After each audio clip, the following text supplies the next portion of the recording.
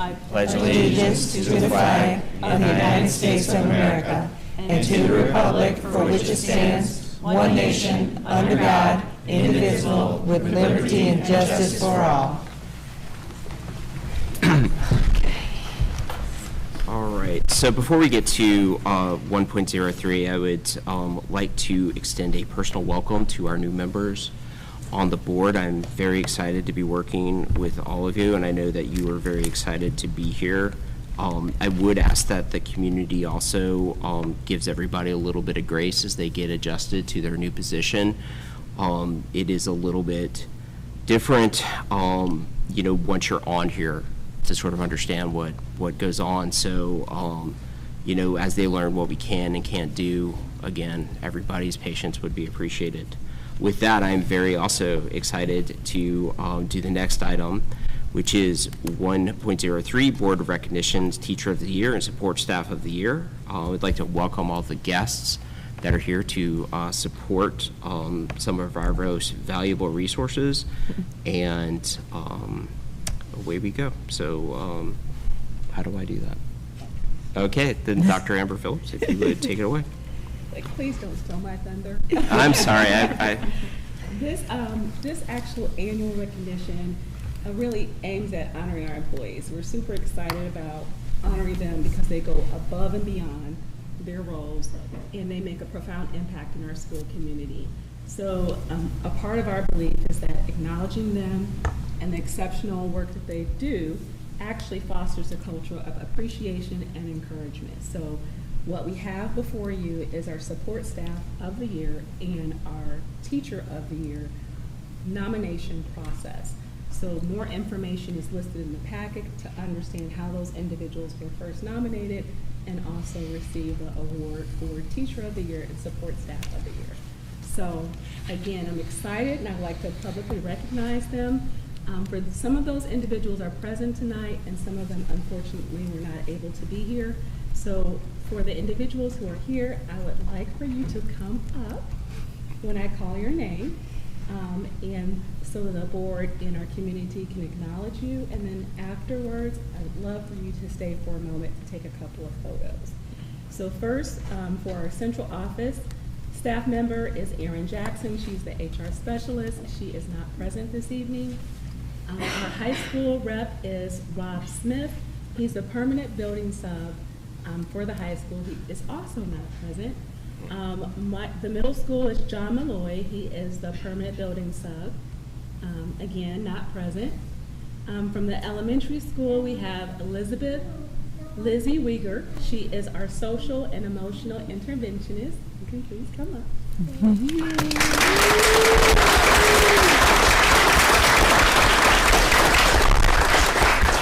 You'll have friends soon. Yeah. And at the Early Childhood Center, we have Mark Benton, who is our head custodian. Unfortunately, he's on vacation and not present as well.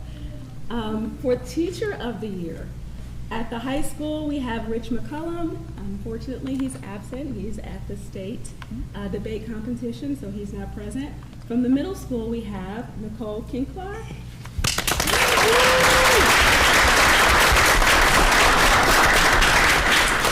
From the elementary building, we have Erin Griffin.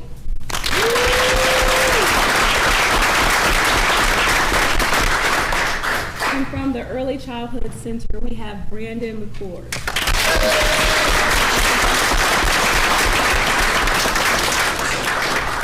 I also want to acknowledge Community America Credit Union. They have been a phenomenal partner with MRH, and not only for all of our employees, but for the support staff and the Teacher of the Year. They provided monetary awards of $250 to $500 for either at the building level, and for those individuals who moved on to the district level, they received another $250 and $500 for that recognition as well. In addition, they received tickets to the Cardinals game in the green seat, which I had never been, and I had an opportunity to experience it myself, and it was phenomenal. So if you have not done so, please select your dates.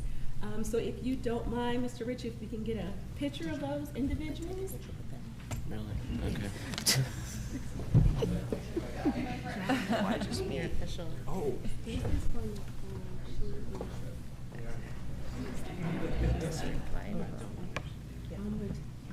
Did you just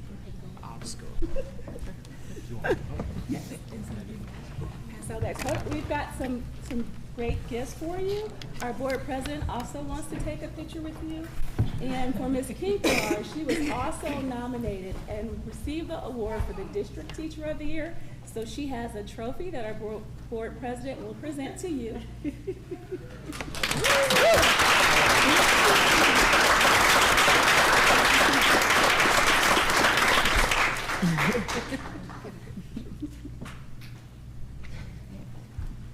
And she's moving on for Regional Teacher of the Year recognition. So thank you all for everything that you do. Thank you for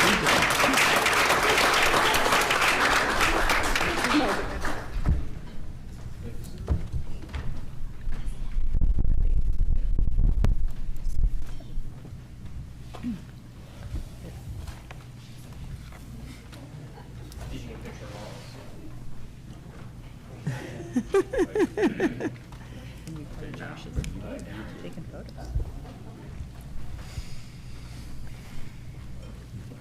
He's the prince.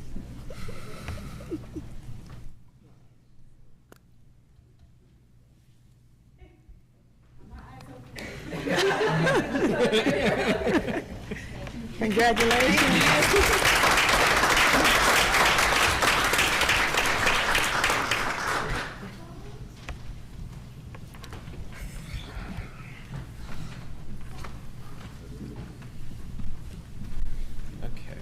And exciting. All right, next we're moving on to our consent agenda. Is there a motion to approve the consent agenda as? 1.04. Oh, I'm sorry, yeah, okay. So the next one, 1.04, we've got the public forum. Anybody signed up? No one signed up this evening. All right, great. All right, so on to the consent agenda. Can I get a motion to approve the consent agenda as presented? I'd like to move that the warrant list be moved to elsewhere later in the agenda. I have several questions about items on the warrant list.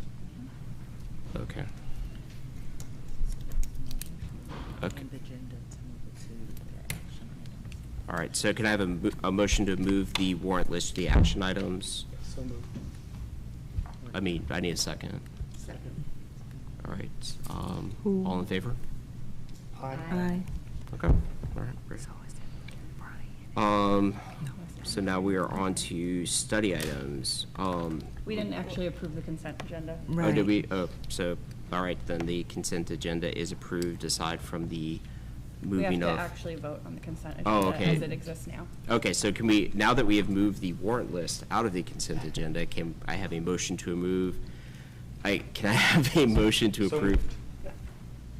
Can I have a motion to approve the consent agenda as presented? So moved. All right. Is And there I'm a s- not sure you actually can vote Right. on this because you all are not All on right, the open yeah. session meeting minutes. So I'll make the first if that's all right with you. Okay. All right, so that was you? The first, yeah? Okay, great. Now can I have a second? Second. All right, all in favor? Aye. Any abstentions? Abstain. Okay, all right. And Trent and Brian as well. Abstain. Okay, Because all right, sounds good. They were not present for the meeting minutes, right? All right. Okay, so the consent agenda has been approved. We are moving on to section 3, which is study items. No, surplus technology. That's part of the all consent the agenda. consent Yeah. Okay. Yeah. So now we have a presentation by Charlie Rigsby. Charlie, are you ready? Can you hear me? Yes, sir. I'm going to get you up on the screen. Okay, great. Let me share my screen too.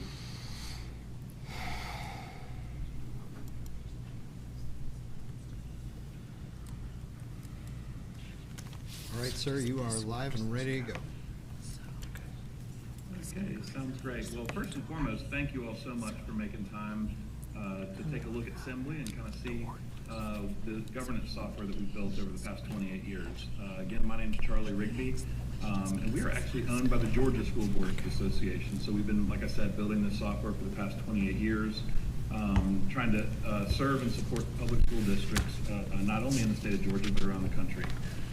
We actually have a partnership with the Missouri School Boards Association, and you all actually site for the policy module through your work with them on your full policy maintenance service.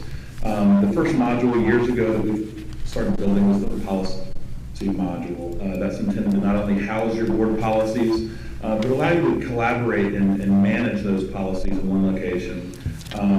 There are inline comments, you can track your strike-through changes, but you're not just limited to storing your board policy in there. You can actually share student handbooks, faculty handbooks, financial procedure manuals, safety manuals. So you all have that module now, you can already do that, and you receive that through MFBA.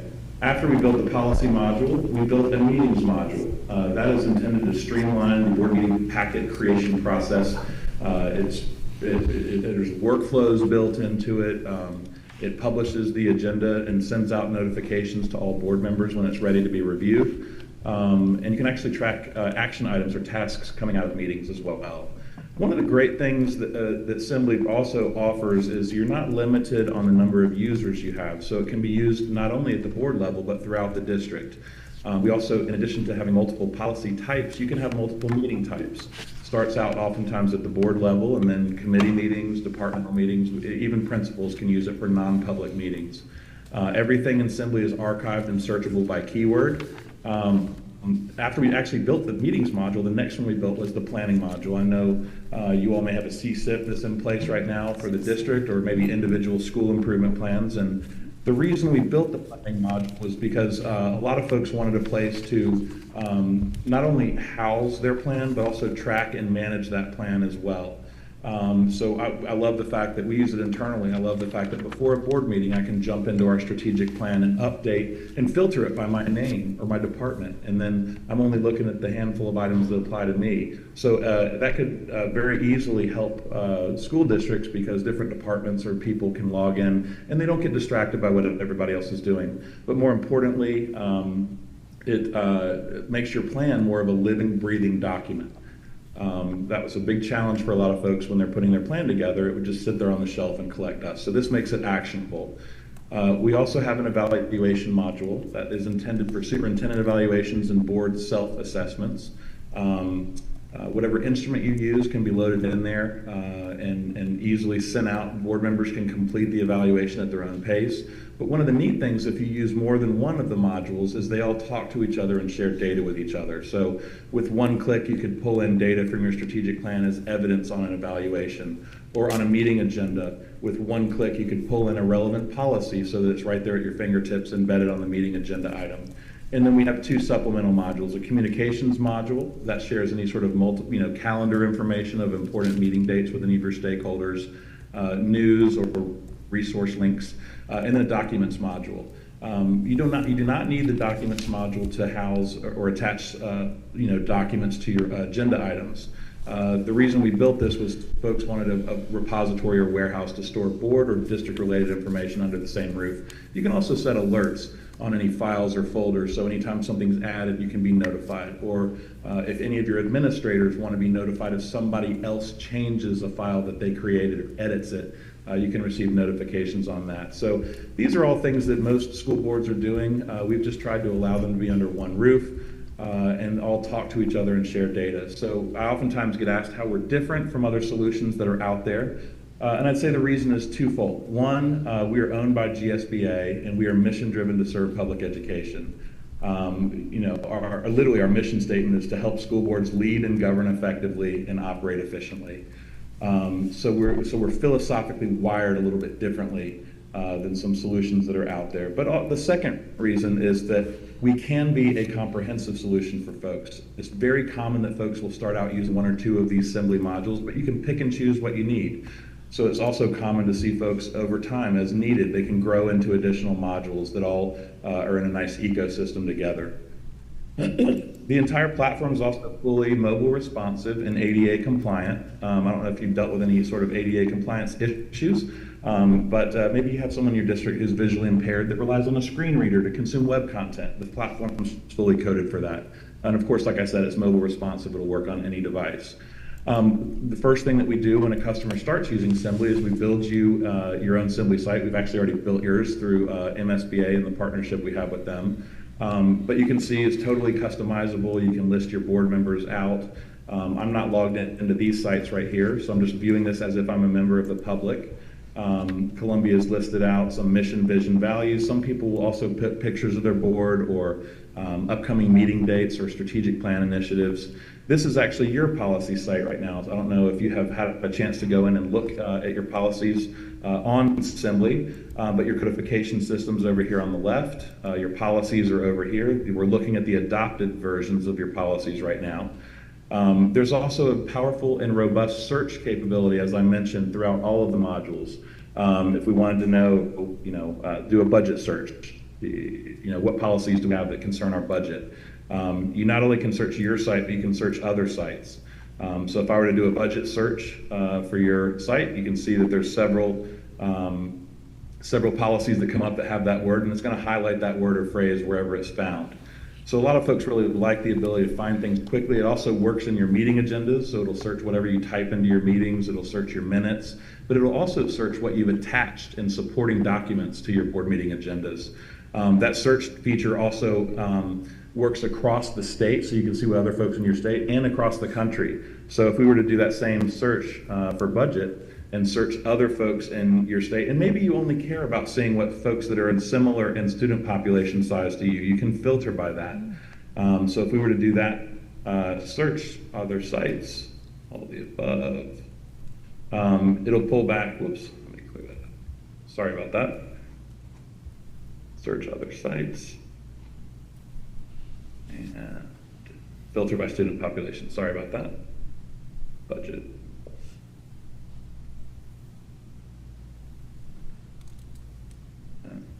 I need to refresh. Sorry about that. You can actually, there we go. I went to the wrong screen, I apologize. Here we go. You can easily pull up anybody in the state, and you want to see how these folks are handling that policy or that budget term in any of their policies. You can easily spot check that. We also shared Grandview, who's a great customer. They've been using Assembly a long time.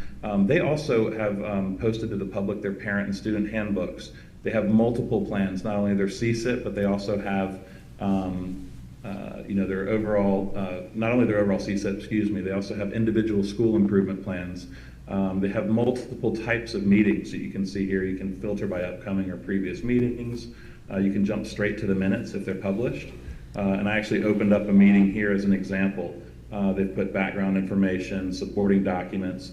But if you're also using the planning module, you can link your strategic plan or any of your meeting agendas directly to different areas on your strategic plan. That helps keep people on track and focused.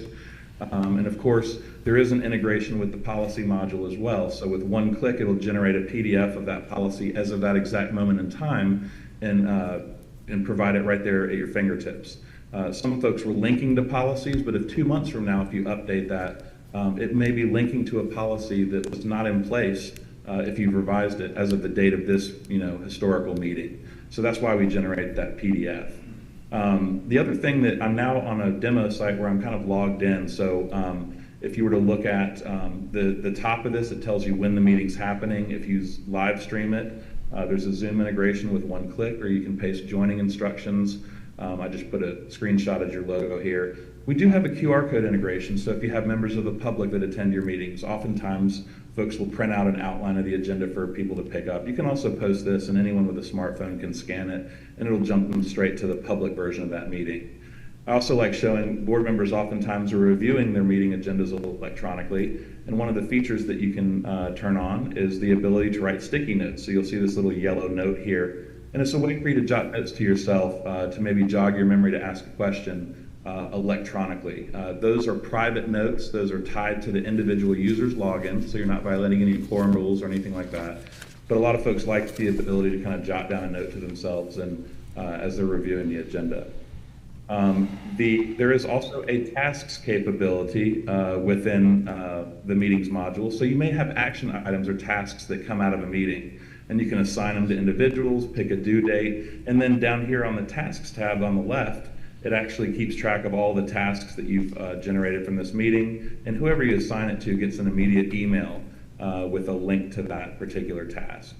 And I know that we had about 10 minutes. We're coming up on about another minute or so left. I just wanted to give you a glimpse of what the plan looks like as well. So you're usually have your goal areas, objectives, initiatives, and action steps. And so that's built out just like a meeting agenda. But when you click into it, the information here allows you to update all the components to your plan that you're trying to track and measure that are important. It also has a KPI, or key performance indicator, area where you can assign items to people and track out how you're measuring towards your goals. Everything is permission based, so you can control what you share with the public or what you're still working on internally before it's ready. That's my little timer there, sorry about that. And then there's also reporting tabs. So you have a strategy map that outlines your goal areas, but then it also shows you the performance objectives in each of those. So if you just need a quick snapshot to see how you're tracking, you can do that. There is a balanced scorecard that you can easily track and manage. It shows you your goal areas, the performance objectives that are linked to that goal area, and then the KPIs that are associated with it. And you can even have notes in here that kind of help you further explain a particular metric. And then we also have a goal scorecard. If you recall on the meetings module, it showed how you can link your meeting agenda items to your plan. At the plan level, you can set a date range and see how many meeting agenda items have we tied to our plan. A lot of people really like this because if you say something's important on your plan, you're able to track and measure and monitor that. And that works for however many meeting agenda items you've tied to it or how many policies you've tied to it. And I think this is also neat because if you scroll down, you might see some ones and zeros that might help you identify areas of your plan that maybe you've unintentionally neglected. And of course, all these are clickable. This would pull up the 2 meeting agenda items that I've tied to this area. So that's just kind of a high level. Hopefully you see what we've built and why. But all these are different components, like I said earlier, that all boards seem to be doing, and they've just historically been in different silos. So we've just tried to allow them to all be under one roof, easily accessible, easily searchable, to make everything really easy for you and your team.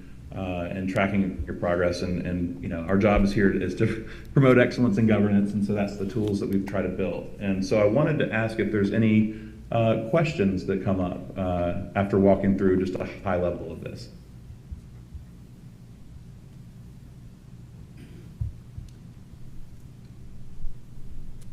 I had a question. I see that, I like that it's available in a variety of languages. Does our current board docs allow that? Is it just, you just push the button on the top of the screen and it'll convert it to whatever language? Yeah, that's a great question. I'm sorry, I forgot to mention that. So if I pull up a sample policy here, you know, you can do this with your meeting agendas as well. We have Google Translate embedded into the entire site. So I believe it's around 120 languages, but you know, let's say maybe you have someone in your community whose native language is Spanish and they want to read the policy in Spanish. With one click, it converts everything on the fly. And that's throughout the entire platform. That's really great. I like that feature. Sure. Does the search function across all categories?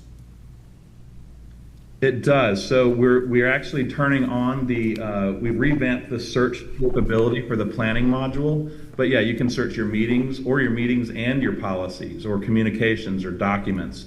You know, one of the things, I don't know if I mentioned this, but some states have laws where budget documents are required to be searchable by keyword. Well, that'd be a perfect place to put it in the documents module because you can search that. As long as it's a readable file, you can find it. I thought I saw in one of the materials it said free training throughout the life. What does that entail? Sure, we provide unlimited training and support for you and your entire team. Is it like Zoom meetings, or is it just things you watch, or is there sort of live interaction?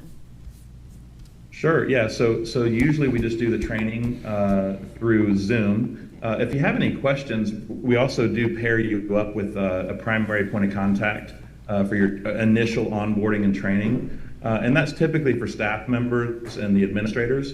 There is a board training. There's a short video that we can share. It's about 10 minutes. Usually board members tend to be consumers of the information. They don't need to know how to build anything or edit anything. So that video is short and sweet, but if you have any sort of kind of questions, you can always live chat with us or call your direct trainer. You can also call our general number that goes, these all go to the most available person on our team, or you can also send an email.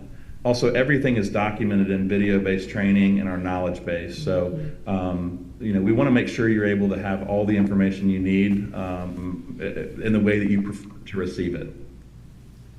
Also, as another part of your question, if you ever do need us to come on site to do a training, we can do that. I think it's just there's a one-time charge for the day plus travel expenses. Usually things, unless there's a unique situation where we're training a lot of people at once and you want us to be in the room, usually things can be done through Zoom.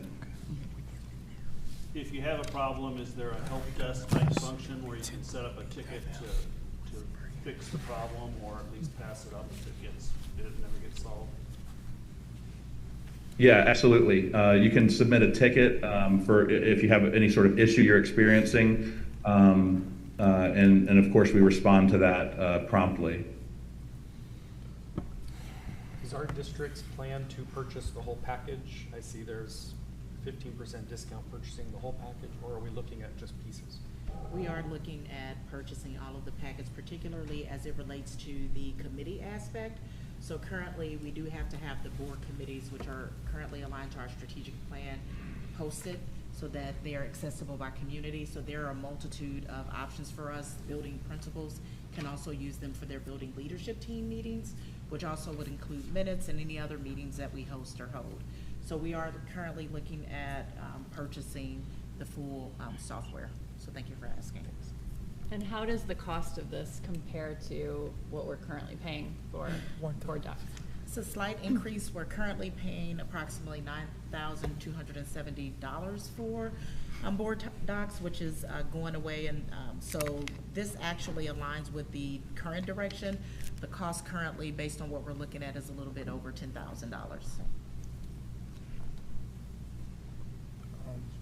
Based off what I see on here, 10,888. I think that's like a 1,610 difference. So I guess in a nutshell, from my understanding, thank you for the presentation. How would you sum up, like, I guess, why should we go this route, like in a nutshell? So for someone that's just coming in, what makes this the call, like, why we should do this? Pretty much what I'm trying to figure out here. Did you hear that? The question. No, the question broke up. He's essentially asking for like the elevator summary. Yeah, like, what do you, yeah. Why Assembly is the question. Yeah. Yeah, I'd say why Assembly. Again, it's a comprehensive board management solution that helps with all the different areas of your governance.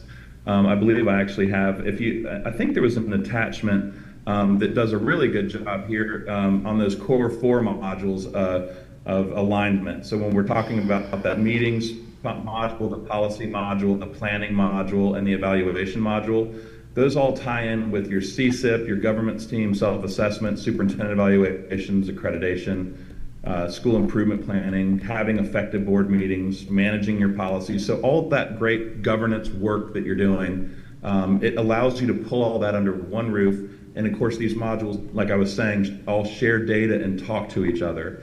We also do not have a premium version and I know that there's various companies that are out there that have different tiers.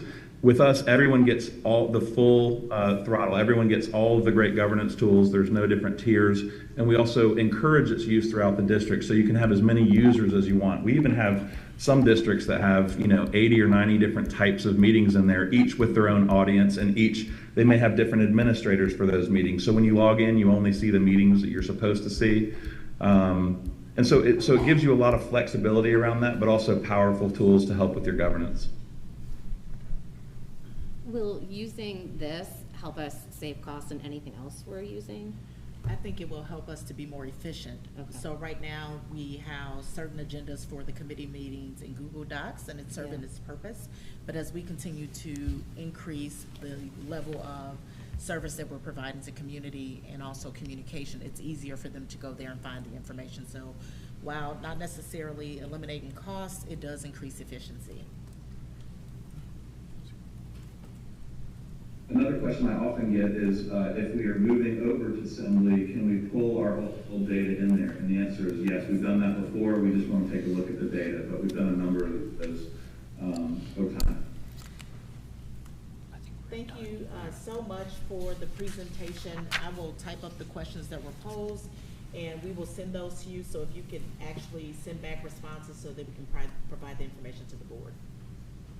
I'd be more than happy to do. Thank you so much for your time and consideration. Thank you. Thank you. Thank you. Bye. All right, moving on to item 3.02, construction change orders by Dr. Michael Dietrich. So Dr. Dietrich has actually been excused today. He is on a college visit with Maddie. Nice. And so I thought the idea of family and being there to support her while she looks at one of her 2 top choices is exciting. So this presentation will be presented by Mr. Hauser. As long as it was an Alabama. Good evening, everyone. The AWAs that make up the next change order that will be up for approval this evening are in front of you. There's nothing too out of the ordinary here. We had some overtime work. We had the rare credit in a couple of cases. Those reasons are there in front of you. We did have to move a heating fixture, a wall unit that needed to be moved to the ceiling just because of the proximity.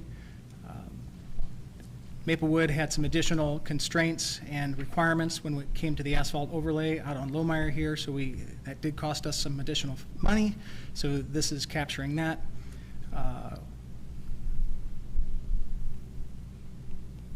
And we had furnishing replace some existing doors at the gym, the staff restroom, and a pair of doors at the top of the stairs to the cafeteria that were in need of replacement, and we decided to have those done while we were doing the work in that area, so that area looks nice and finished and complete. And that is it. Okay, thank you very much. Moving on to 3.03 SDZ Resolution 2 by Dr. Chris McGee. Dr. McGee. Good evening, board. Let me pull up the slide deck here for you. Fantastic. All right, we are presenting tonight on the Success Ready Student Network waiver number 2. We have already presented this information in the past, but I'm going to at least give some foundational information on where this is all coming from, since some of us weren't here when we did the first waiver. And then this is for study tonight, so we've got time to follow up with any additional questions that may be generated this evening. So the Success Ready Student Network is a member-led organization composed of public school districts and regional organizations and higher education institutions. The Success Ready Student Network has 2 separate design zone districts. You see here the list of cohort number 1 and the ever popular and potentially more awesome cohort 2, which is that we participate in. And those cohorts are a part of a state waiver, and we're writing a state waiver to test out a number of these innovative things that you're going to see here listed in the waiver as we go. So why are we doing this is that our current assessment system has some limitations, and we outlined those on the slide there for you. Our goal is to create a more meaningful assessment system, and in order to do that, we have to participate in a waiver process so we can design and build and deploy something that meets these goals: meaningful, actionable, personalized, and of course meaningful for both students and parents. We got through this by engaging a number of different constituents throughout the last couple years in being involved with this. We recognize that our participation in this is aligned to a lot of what we see happening at the state level, and really trying to create a network that is more focused on preparing our students for life after graduation. So the first waiver that was passed last year focused on membership in this organization, participation in professional learning, the sharing of resources and ideas, devotion to a committed college career workplace readiness, a participation to study to inform instructional practice, and identifying and participate to remove barriers and create solutions. So that was our first phase of the process. You'll notice the one that's presented tonight has all those exact same things in there, all the exact same wording, because that work continues. And there are additional items listed on this, so hence the screenshot that makes the font impossible to read on the screen. Is that there's a shift in the use of interim assessment for state accountability. For us, that means that students that take the STAR test or the NWEA assessment, we will be able to use that data for state accountability as opposed to or in place of the MAP assessment. Now, obviously, the good news about that is we deliver those assessments multiple times of the year, and we get the data back immediately. For those of you that haven't seen MAP data, you take the test in April, and maybe you get it in October the following year, and it's not very actionable. So that's the shift in that. There's no change. We'll be participating in this for our accreditation status. Participation in a federal waiver from MAP as a requirement for federal accountability. The group, the Success Ready Student Network, is still working on the federal waiver. That has not yet been submitted. We're a part of the team that is writing that. And then we are partnering with a research firm called Marzano, which is a famous name in the education community, that will help us with understanding how students and teachers are working towards the mastery of standards. So we're going to work with them on not only a survey, but also in participation in some of our assessment experiences. So that is our proposal for tonight. What questions might you have? And then I also linked in there the Success Ready Student Network, so that way you can dive into more if you happen to have any additional details you'd like to investigate. Yes, sir. Yes, so I went and looked at the website that you provided to us. Thank you very much. On the website, it says students progress based on evidence of mastery, not seat time. And I'm curious, what are the projected changes in instructional format to accomplish this? Well, that will be part of the work that our management oversight team will be doing.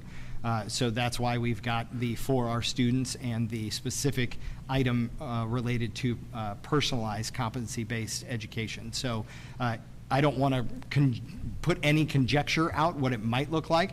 Our teachers are going to be key to identifying what that looks like. But if we know, if you can imagine, if you can identify what the core competencies for Algebra 1, for example, when a child is able to demonstrate those competencies to you, they don't have to wait until April or May to demonstrate those to you. And that gives us some flexibility to be able to provide experiences for kids. And so is the assumption then that they would then be moved from that classroom at that time to an Algebra 2 course? That is something that we'll have to work through, create the systems. It might be an honors algebra option before we move. It might be differentiation. Those are all internal systems that we have to figure out. So we're part of the second working group, is that right? That is what correct. What does the first working group already come up with in regards to that?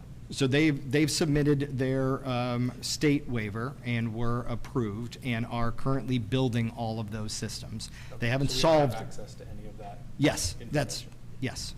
Yeah, it's just, but currently there's not something that I can point to and say, this is the published finished document, because they are currently working on it. They are in their implementation of their first year. I don't have something I can point to and say, here's what they found. Sure, thank you. So to ask broadly sort of what the point of this is, it's a group of people throughout the state, school districts who are getting together to design new methods of assessing instead of having to use the map, using things that actually might really assess. That's a beautiful description. Well said. And so how do they decide who's in which working group? Is it just whoever, do they strategically put certain schools together, and then are you both working, you're both working on the same problem, so at some point is the idea to just come up with one strategy or multiple? Yeah, so honestly, it was about timing. That's cohort 1 and cohort 2 was just readiness and timing. In our first year of investigating this, and while we were writing our strategic plan, we weren't ready to dive in.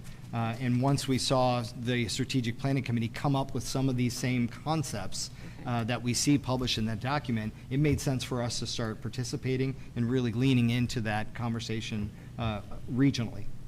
Chris, can you also talk a little bit about the seat time piece, which will kind of help with internships, which align currently with our apprenticeship model? Because I think part of the question that Jenny Schmidt asks is relevant, but there's another component to it as we talk about seat time and what that means as we look at competency-based learning. Yeah, in fact, I just went and created a resource today for us to kind of begin investigating what does it mean to have a market value asset? What does it mean to graduate with not only your diploma, but also experiences that can make you college, career, and life ready. So that means that using our metaphor of school as apprenticeship and allowing our students to create client-connected projects, meaning that our students are actually making products for our community. In addition to that, utilizing college credit, finding new ways to partner with area institutions of higher learning and provide credits while they're here.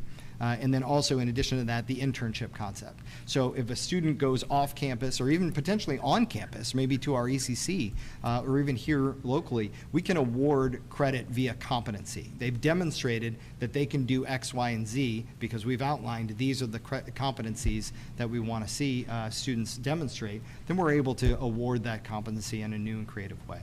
And the competencies are aligned to standards, and the seat time is basically when students come and they actually have to have so many hours in the seat in order to be awarded credits. But the piece around the internship, I do want to lift up that our alternative service programs are actually piloting some parts of competency-based learning and are having great success. So there are students who are currently out on internships, and it's tied to competencies, and they're able to show their success with that through the assessments that are actually given. So it's not like the MAP or ELC.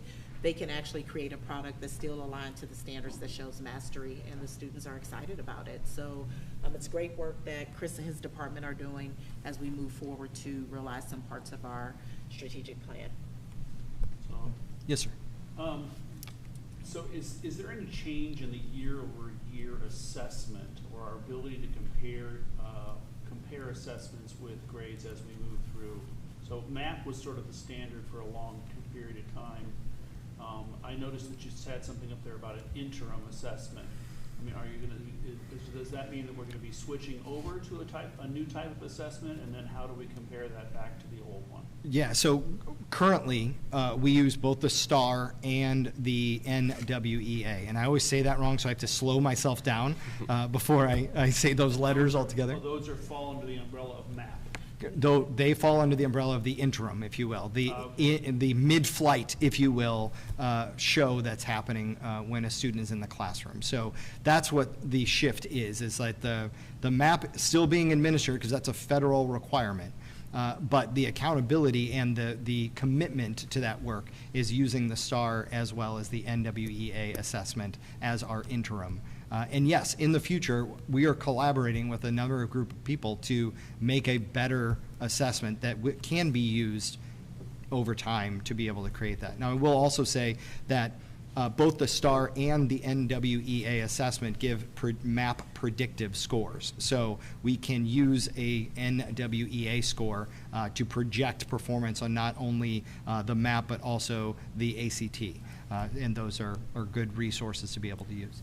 Can I clarify one of the pieces that you asked? So the other part of the question was around changes to MAP and ELC. So I'll give you an example. I was on the commissioner's call, and they're changing how they actually score like growth for students. And so for a district like MRH that is continuing to work to improve outcomes for students of color, students who receive free and reduced lunch, it will impact how we actually receive points. And so a district that has a larger population, they've changed the target.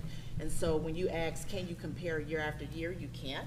So the previous iteration of the Missouri School Improvement Program was MSIP 5, and it changed drastically. So if you look at the 500+ districts that are in the state of Missouri, Typically, most of them were at distinguished with accreditation, blue ribbon schools, and now you see fewer schools that are actually meeting that target because of the way that they actually calculate the points for the Missouri School Improvement Program. So you never know with the State Department the changes that are being made, but it is very difficult to compare year after year, but you are able to compare some aspects of the Missouri School Improvement Program, but the assessment itself and how they score it changes.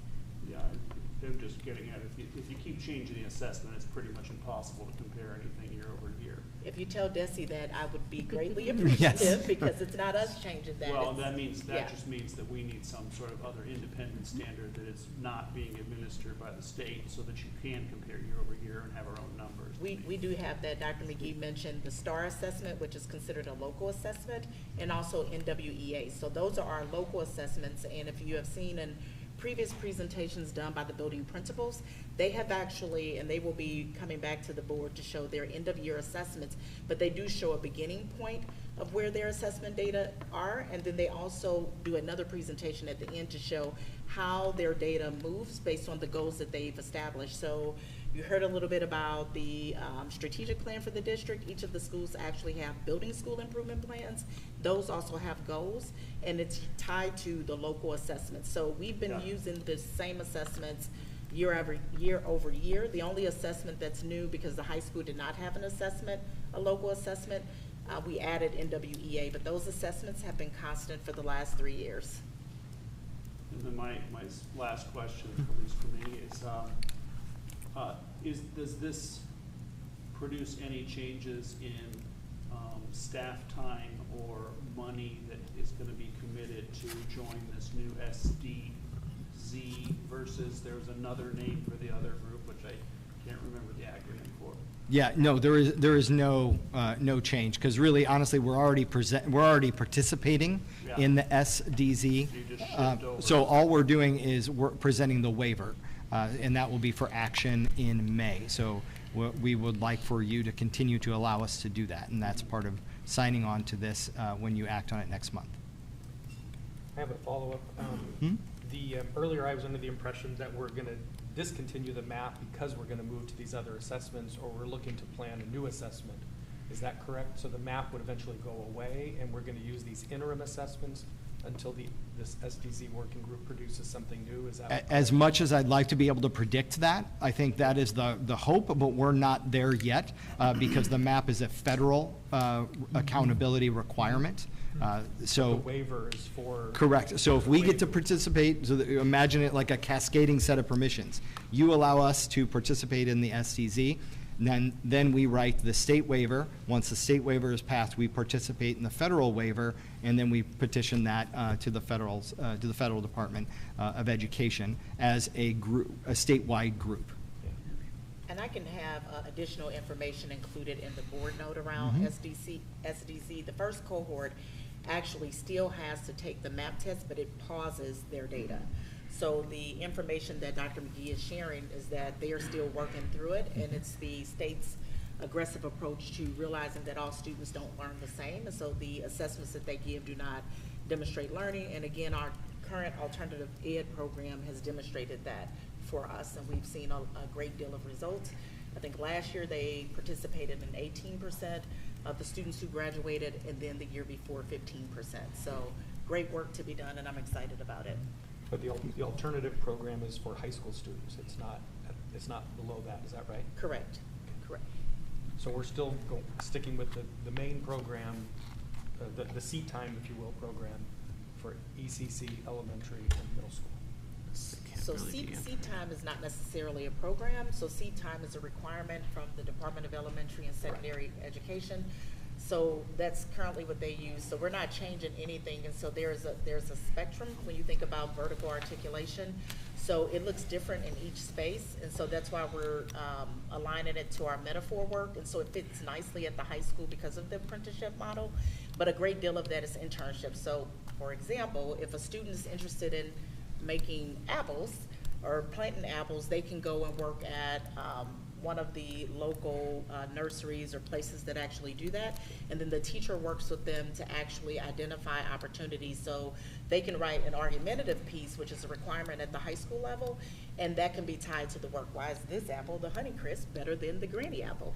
So I think that it opens doors and is based on student interest. So I'm excited about it because we have kids who are brilliant and not necessarily interested in some of the things that we currently do. So I think it opens doors for us and for our kids.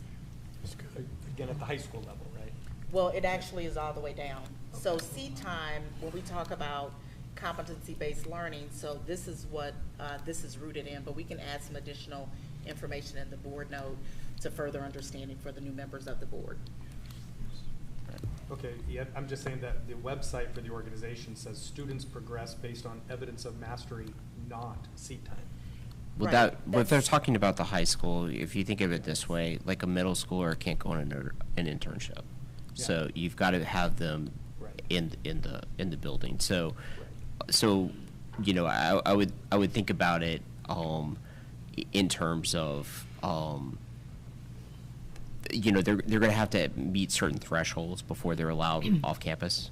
You know what I mean? And they're not necessarily going to be able to have all those things until they mature and get to the. Yeah, to the I point. think that, I mean, that makes sense. I agree with this Yeah. process at the high school level. I just didn't know how far down we were anticipating. Yeah, it I going. just- At the moment, I see it only potentially working at the high school. It's actually in our strategic plan for competency-based learning, so it's K-12. And we can share Cool. that information in the next board note. Sure. Thank you. You're welcome. All right. So thank you, Dr. McGee. Now we are on to admin communications. So this is the MSIP 6 update, climate and culture by Dr. Benita Jameson. Thank you. So this is an ongoing item, and just to remind the board, because we do have new board members, that part of the Missouri School Improvement Program is that we give updates to the Board of Education, particularly as it relates to climate and culture, because it's aligned to standard DB3, which means that we gather school climate and culture data for stakeholders and analyze that data. So the update for today is just to share that the second round of surveys will be going out, asking families and also staff to complete these surveys so that we can react to it. These staff surveys will be administered on April 26th. The family surveys will be administered on April 22nd and will stay open until May 10th. And the student surveys are to be determined. We're currently working with building level principals to identify a date for that to occur. I also want to remind community that we track action steps for the strategic plan, particularly aligned to goal 3.4, which falls under the auspice of Dr. Amber Phillips' work around creating a positive and inclusive climate and culture. At the last board meeting, she gave an update on some of the action steps and outcomes. An example of such is what was shared today about the partnership with the local credit union and some of the incentives. But if you go to the strategic plan, there is a link under each of those priority areas, and you can see the progress that is being made. So I just pulled up one portion again to show some of the work that's being done associated with staff recognition, also working through personal time off, which was presented at the last meeting, and then the other item is around hiring fairs and the committees that are taking place as well. So if you're interested in looking at any of the priority areas, in addition to those that are specifically to climate and culture for staff, those are linked in the strategic plan. That is my update for the climate and culture piece. Are there any questions? I guess my only question would be, what are we doing to make sure that we get this sent out to as many parents as possible? Because I know that's been a challenge in the past.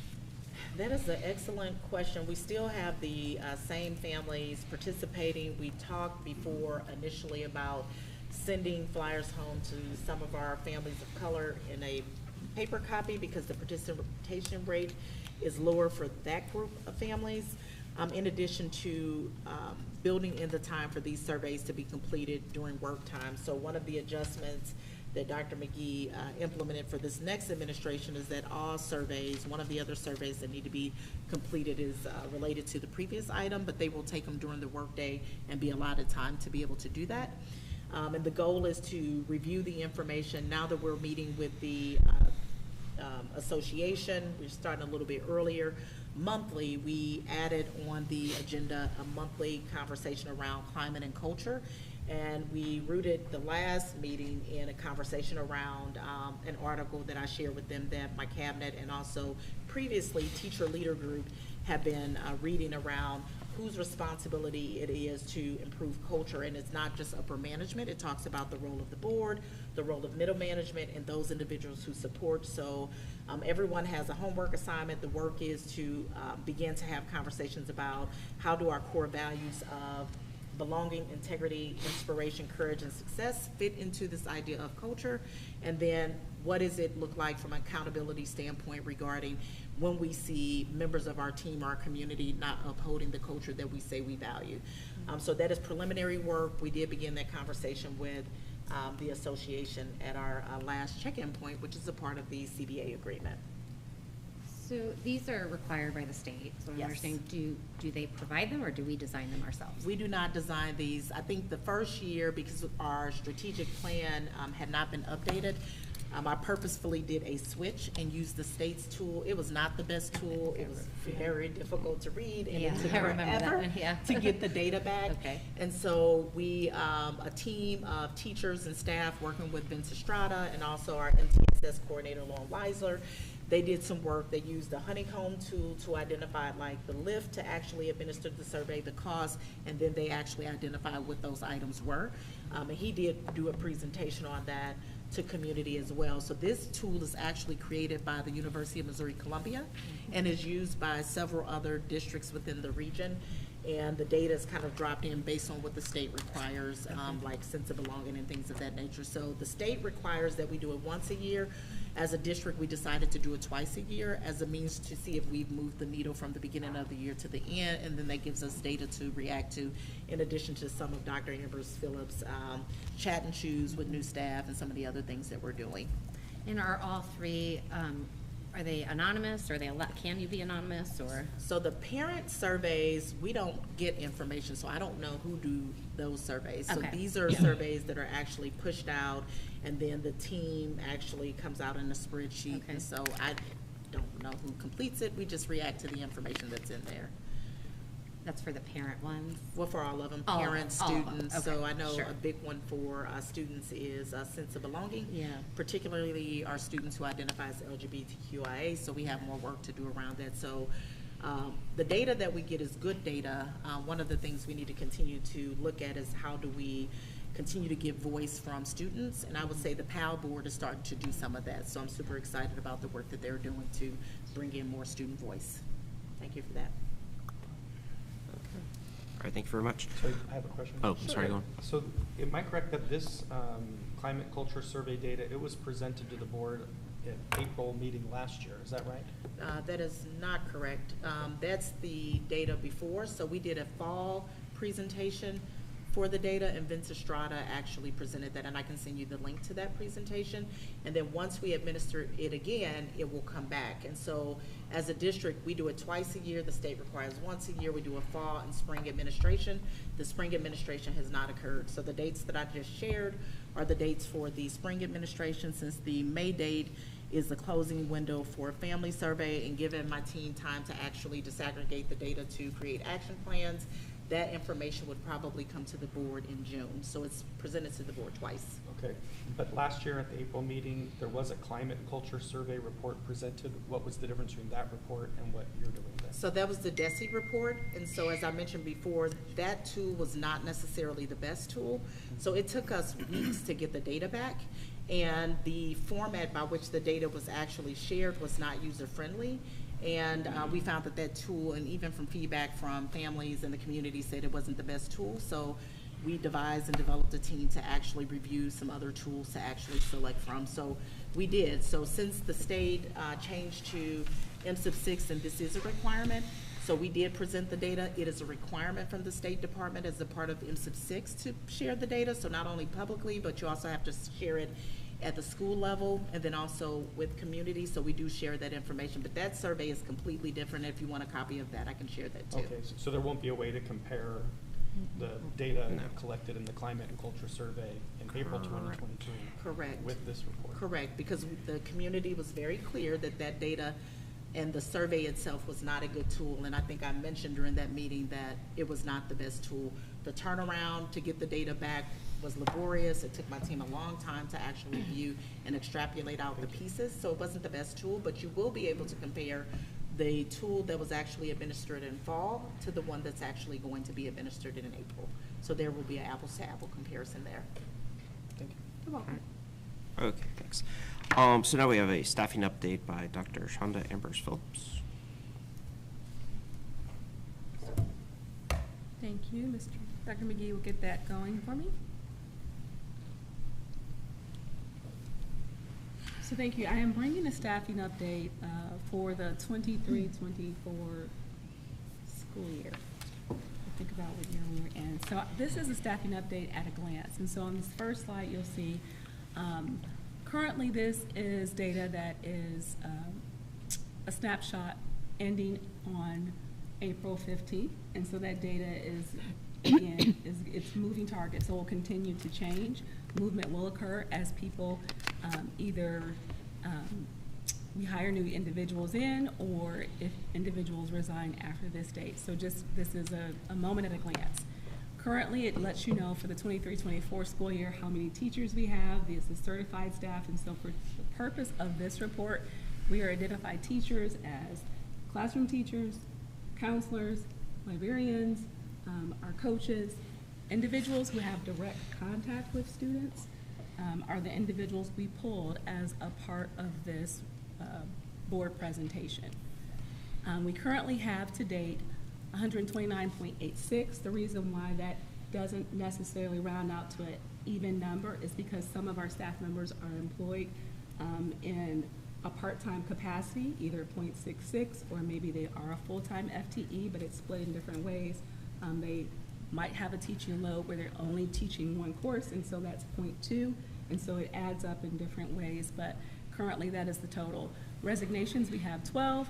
One of those is a retirement, and then the 11 are resignations. We do have one internal transfer, so one of those resignations, an individual transferred, thus creating an opening, and we have one internal transfer that is actually pending board approval tonight. We also add an unfilled position from the 23 school year, and this was a teaching and learning coach position. We decided not to fill that position the previous year because it was really late in the hiring season, and we wanted to make sure that we had a viable candidate for that position.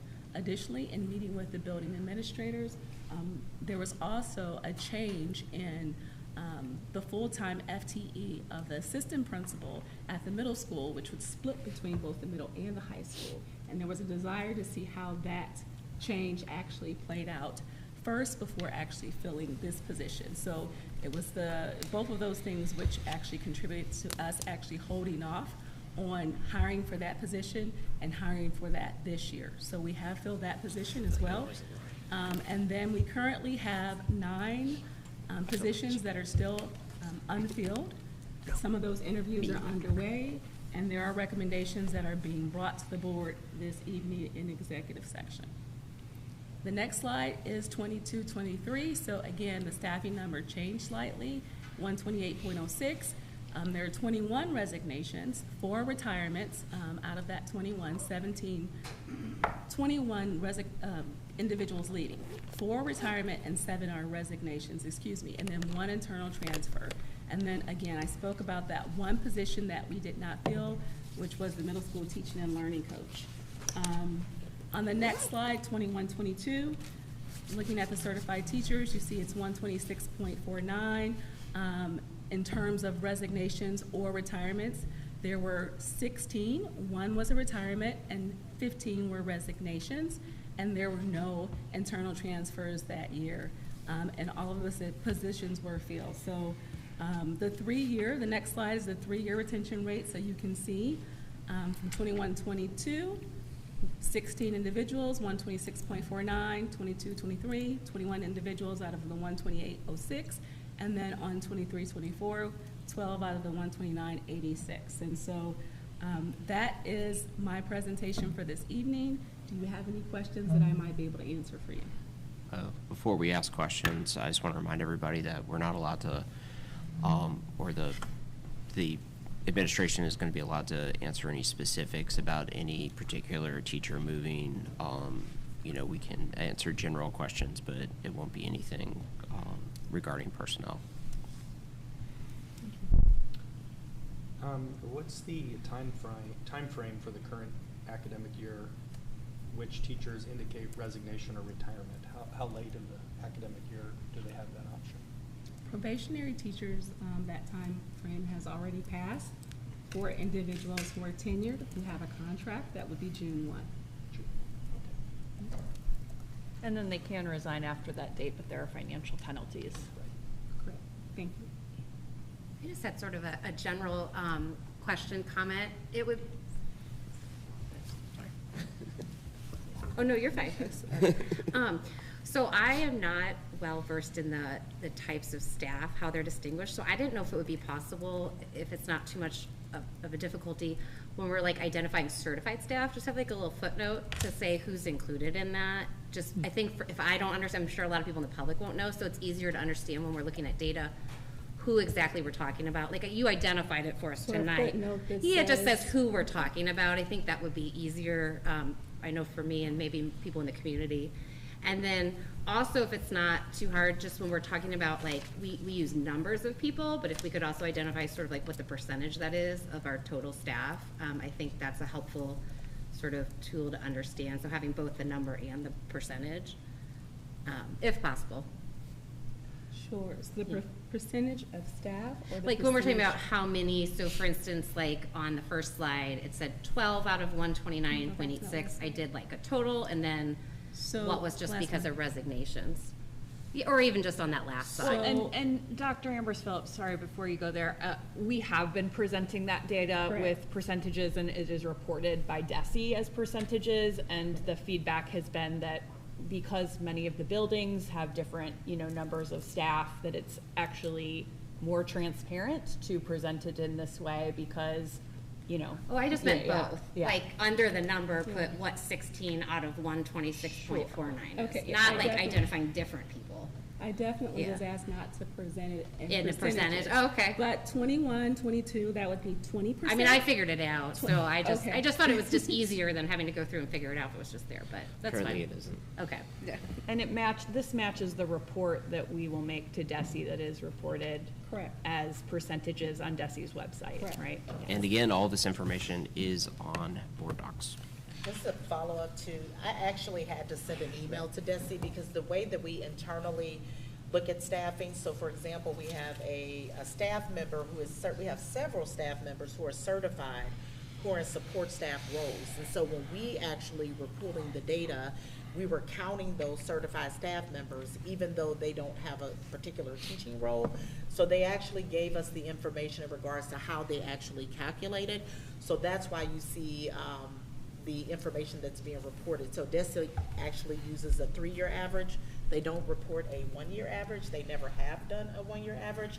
So this is our way of being clear with the community in regards to what the movement looks like. And currently we are working towards maintaining where we are and improving the retention rate from the previous year. Yeah, no, and I mean, I get that. And I'm just saying, like, for a lot of us, I think different data sets, when they use certain words, it can include different groups of people. And so, like you're saying, perhaps you used people who aren't normally calculated. So for when I'm looking at the data, then I know who we're including, so I can sort of compare when I'm looking at different data. I think that's easier to make good comparisons, so we're not assuming things that aren't true. Go back once. But thank you. The last time I presented, I was asked actually to just pull out certified teachers, and that's why I have it on the slide, certified teachers. So I define, Yeah, and that's what I don't know what that, so like some of us don't. Because I presented it the other way. And Yeah. Certified staff. Right, like what the difference is. And I'm just thinking probably a lot of people in the community who might look at it wouldn't know the distinction either. Okay. Thank you. Thank you for that. Well, actually, related to that question, then what's the head count for 23, 24 certified teachers? Because I know you're looking at percentages of jobs associated with teaching, but what's that Can we headcount? bring that number back? Because this is the number from DESI, and as mentioned before, so this is currently what we have. This is the 60 codes for that. Can we bring that information back or put it in the board sure, note for that? That's great. Yeah, thank you. Sorry, and one last question. When do you report this data to DESI? Do we wait till that June 1st date till we hear of any more retirements or resignations, or do we report it at what's the reporting date? Great question. We do core data uploads, and those happen multiple times during the year. Great. So the June core data upload is when this information is actually reported. Great, thank you. It would be helpful to me to know which of the certified staff were classroom teachers. Along with So you want me to pull out Pull actual? out sort of resignations against classroom teachers versus certified staff who are in support positions. Like what, they just fucking asked for. We can work on that. I will say that if we want to compare what DESI actually reports, we can provide that information, but DESI uses the numbers that you're seeing. So if we're, again, comparing apples to apples, this is also one of the metrics that DESI follows. We want to make sure that we not only use their metric, but we can provide to you in the board note the number of teachers who are actually classroom teachers as well. This may not be the best question for this particular presentation, but is there a staffing plan for each of the buildings that's been compared to other school districts of similar size? So MRH has never had a staffing plan, so that's one of the pieces that Dr. Ambrose Phillips is working on. So most districts do have a staffing plan, so the State Department actually assigns teachers based on their minimum and max for the number of students that are enrolled in a classroom, and then they look at the needs based on the data. So for example, if the data reflects that your reading scores are great, you may not necessarily have 2 reading specialists, but if your math scores are not great, you may have a math specialist. So I've been here for 3 years. There has not been a staffing plan. We are currently working to create a staffing plan, but thank you for asking. Anything else? No, that's it. All right, perfect. All right, on to 5.01, fiscal year 24 March financial statements by Chris Hosier. Mr. Hosier. Thank you, Mr. President.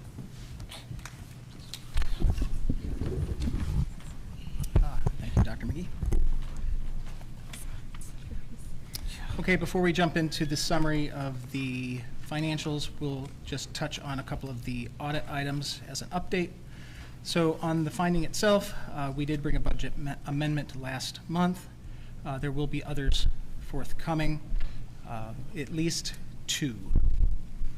As we move into the close of the year, we will be asking the board to adjust budget to actual as part of the end of the year processing. That will be one of the amendments that one of the motions that we put before the board at the end of the fiscal year. When it comes to the delays and submission of items requested by our auditors, bank reconciliations being one of them, is to make sure that we have that process in place and reviewed so that so nothing is missed and the bank recs are in the format that the auditors wish.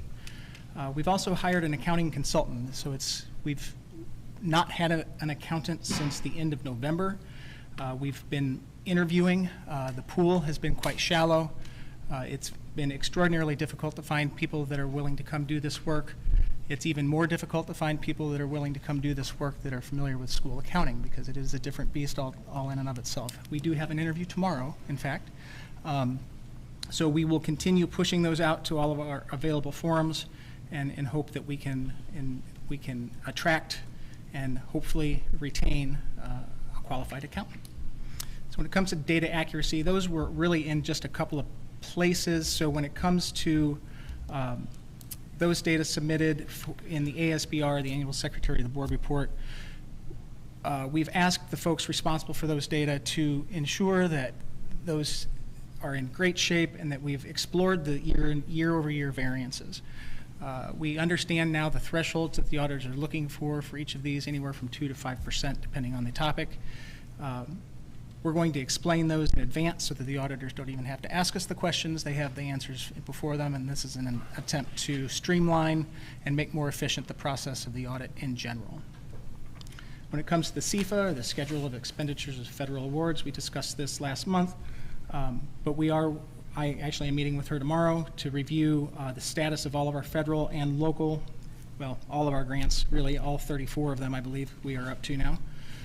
We won't get through all of those tomorrow, but we'll make sure to hit the federal ones because we do still have some drawdowns to do on our federal funds, and those are important for the budget as we come to the conclusion of the fiscal year.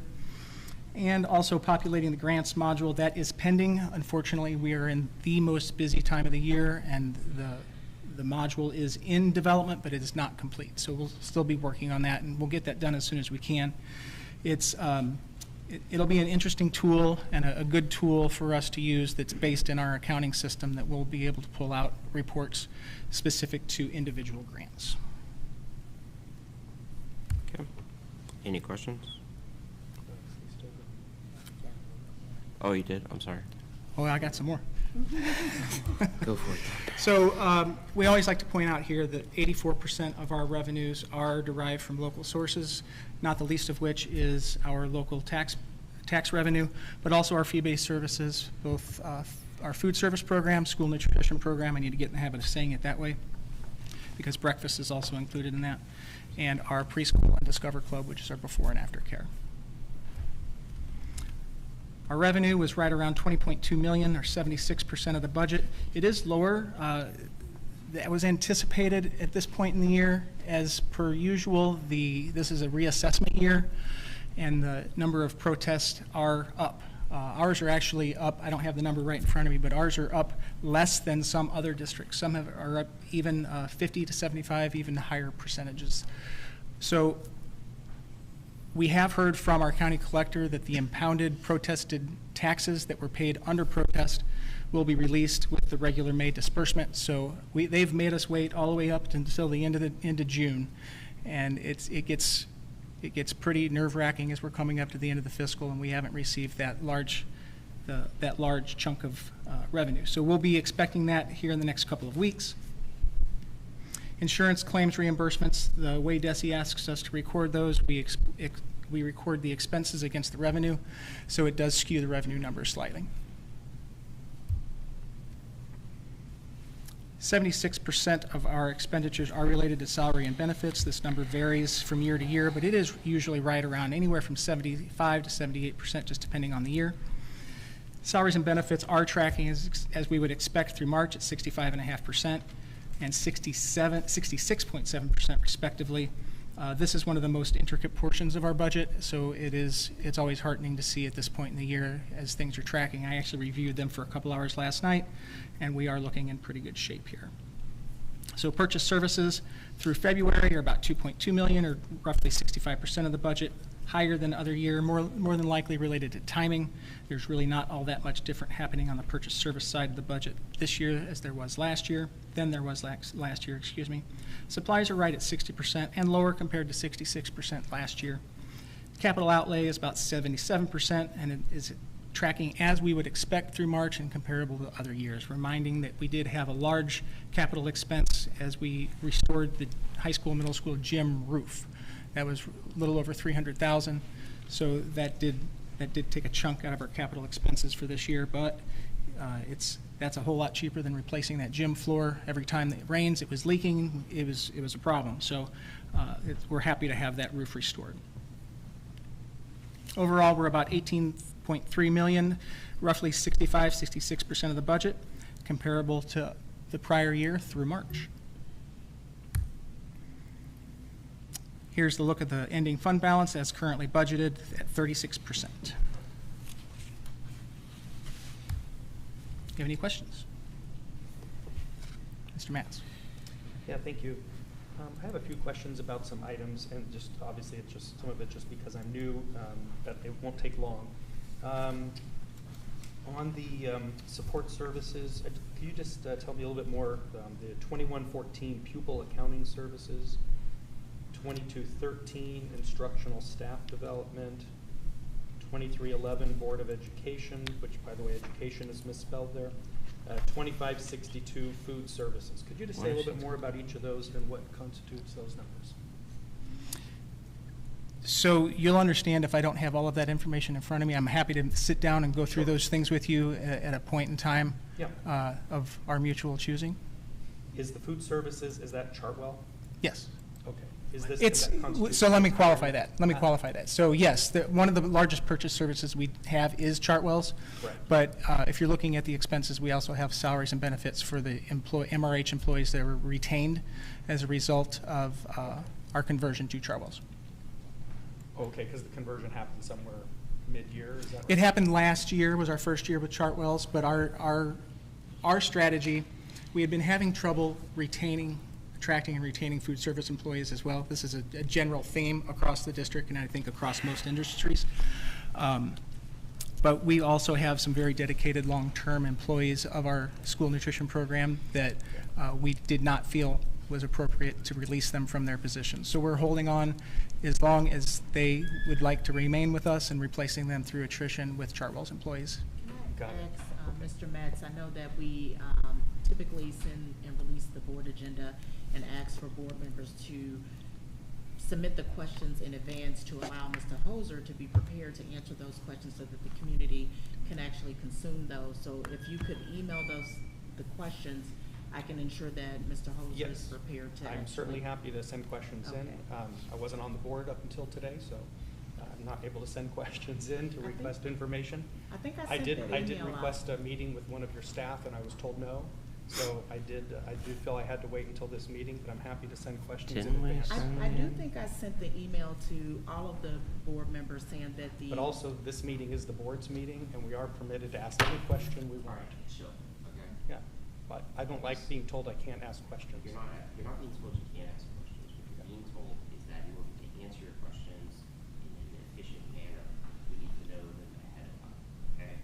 We were presented with the agenda ahead of time last. Was everybody, how many people had opportunities? Yes. To provide questions, those questions were answered. You know. Yeah, I'm not demanding an answer now, I'm just saying I just had questions, and if he doesn't have the answer, that's fine, we can certainly wait for a response. Okay, well, I think that in order to have a meaningful response, then, like we said, you can email it to him, he can provide you a response. Yes, I'm happy to send an email request, and I'm happy to wait till the next meeting to get an update. All right, perfect. That's my point. Okay. But we do have to, it has to be a public presentation of the data, right? Which, We can add the item as admin communication, and the board has actually done that before. So if there's an item that's actually presented and there's information, we bring those items back as admin communication. So I just want to be clear, I'm not saying that questions can't be asked. I'm asking if we want to ensure that the community is consuming the information, that we have adequate time.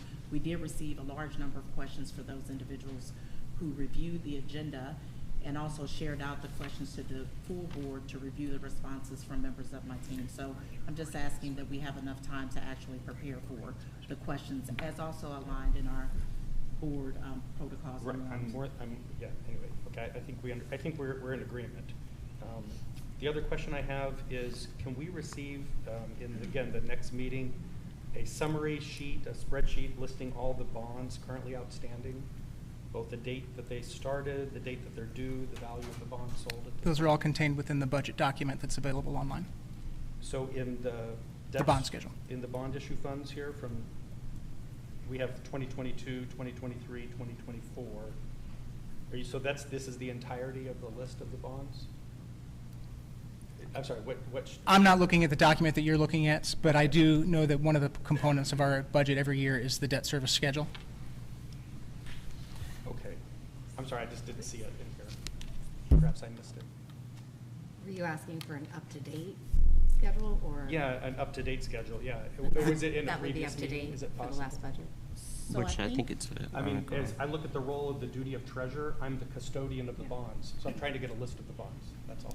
I think the email that was sent before, and I don't know if Trent sent the email or if you sent the email, I sent a link to all of the live documents. So that information is actually included on the website and has been included on the website. So Mr. It's a component of the annual budget, but I'm happy to send a distillation of that if we need to do that. Okay. So you're talking about the annual budget that came out, I think, June of last. The budget book, last yes. year. Yes. Last year, yeah. And there's been no That's bonds that that have been sold or 100-page traded document. since then. It's that 100-page which is of which the table of contents is hyperlinked. So it should be pretty simple to find those.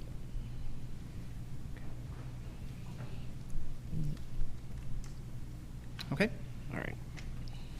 Any other questions? Well, also to clarify, and maybe to put Brian's mind slightly at ease, is that the duties of the treasurer are actually delegated, many of them, obviously, to the CFO. And so there is that distinction. Obviously, you are not going to be receiving the funds of the district on behalf of the district or things like that. So, yeah, we can get into those, that minutia of the policy. Appreciate you taking it seriously. Thank you. Okay. Let's see. Item 6, board communications and discussions. Oh, I'm sorry, where do we are? Budget directive. Oh, sorry. Okay, I believe that's the 5.02. one we're on. Okay, so the budget directive is a guiding document that we use, that the board, in collaboration with the administration, creates to be the foundational or guiding document to call out those priorities for the next fiscal year's budget. So last month it was presented in draft, this month as a final. I did receive some feedback from our board members, and I believe that we've responded to that feedback by updating the, oh, sorry. It's so much text, it doesn't do a whole lot of good to put it up here. I will. So I would draw your attention to the majority of the change, actually all of the change, was in this section here regarding equity. That is a primary focus of the district and incredibly important to the board and to this administration as to our community. So what we did here is we broke out in more detail what the equity initiatives, the priorities of the equity initiatives, and are better presented in this format. So I won't read them to you, but I feel like these do a better job, and I hope that the board does agree as well, that these do a better job of capturing the spirit behind our intent, which is to provide an equitable learning environment for all of our students and staff. The other portion of this that is important to draw attention to is the maintenance of reserves with a target of at least 23%. You'll see in a minute that we are approaching that on the budget right now. We're still in some of the early stages of calculating on the expense and revenue sides, but I believe that we can hold at that 23%. So, are there any other questions regarding any items of this? I am asking for approval on this tonight, as it is the second read with modification, so that we can make sure that this is included in the budget process. I appreciate the additional level of detail around the equity targets. And again, I think this is something that the board should take seriously, and it is a kind of overall guide as the decisions are being made at the building level, at the central office, and ultimately the budget that we will decide to approve or not later in the year. And so, again, I think this is important, and it is also constantly evolving. So, appreciation for the evolution here to be even more specific about the equity commitments. And I appreciate the charge to improve. So, thank you. All right. So no further questions. We can move on to 5.03, which is the financial year 25 budget update presented by Mr. Hosier. Bet. Presentation 2. Sorry for the delay here. There are things that are not for public consumption on this computer. I need to make sure that those are not put out there. That's Just due to the nature of my work.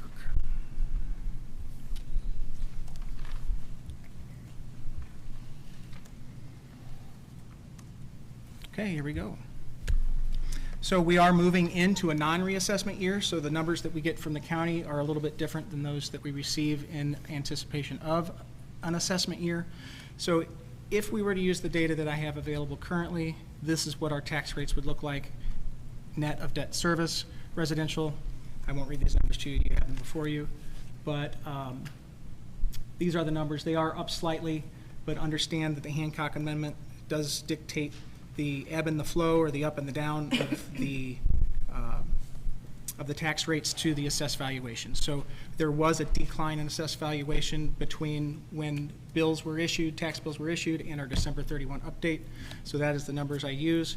As the assessed valuation goes down, the projected tax rates increase, and the opposite is also true. So if those were the numbers that we were basing our revenue budgets on, these are the revenues that we'd expect: 16.3 million to operations, debt service at 5.8, and capital projects at 436,000. As we have been allocating 10 cents of the operating levy strictly to capital projects to lessen the transfers required to Fund 4, which is the capital projects fund. We also note that we are assuming a 97.6% collection rate, which is an average collection rate over all property classes over the last several years, including delinquent taxes. So state aid. We're going to get into this in just a little bit more detail, but right now our basic formula state money is projected at 1.8, which is up slightly. Basic formula classroom trust fund, that is also up slightly. Prop C, they have increased the targets for this. It is important to note the Prop C, the revenues realized, actual revenues realized, are based on sales tax receipts from the state.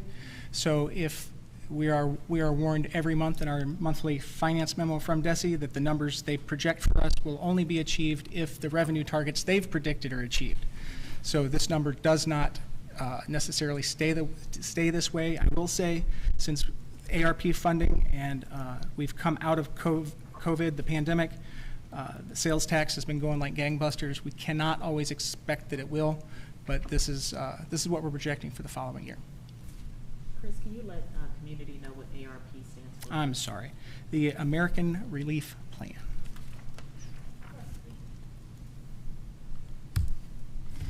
So there's been a lot of talk lately about the future of state revenues. Some have referred to it as a cliff. Others have referred to it as a plateau. So I want to explain the difference between the two.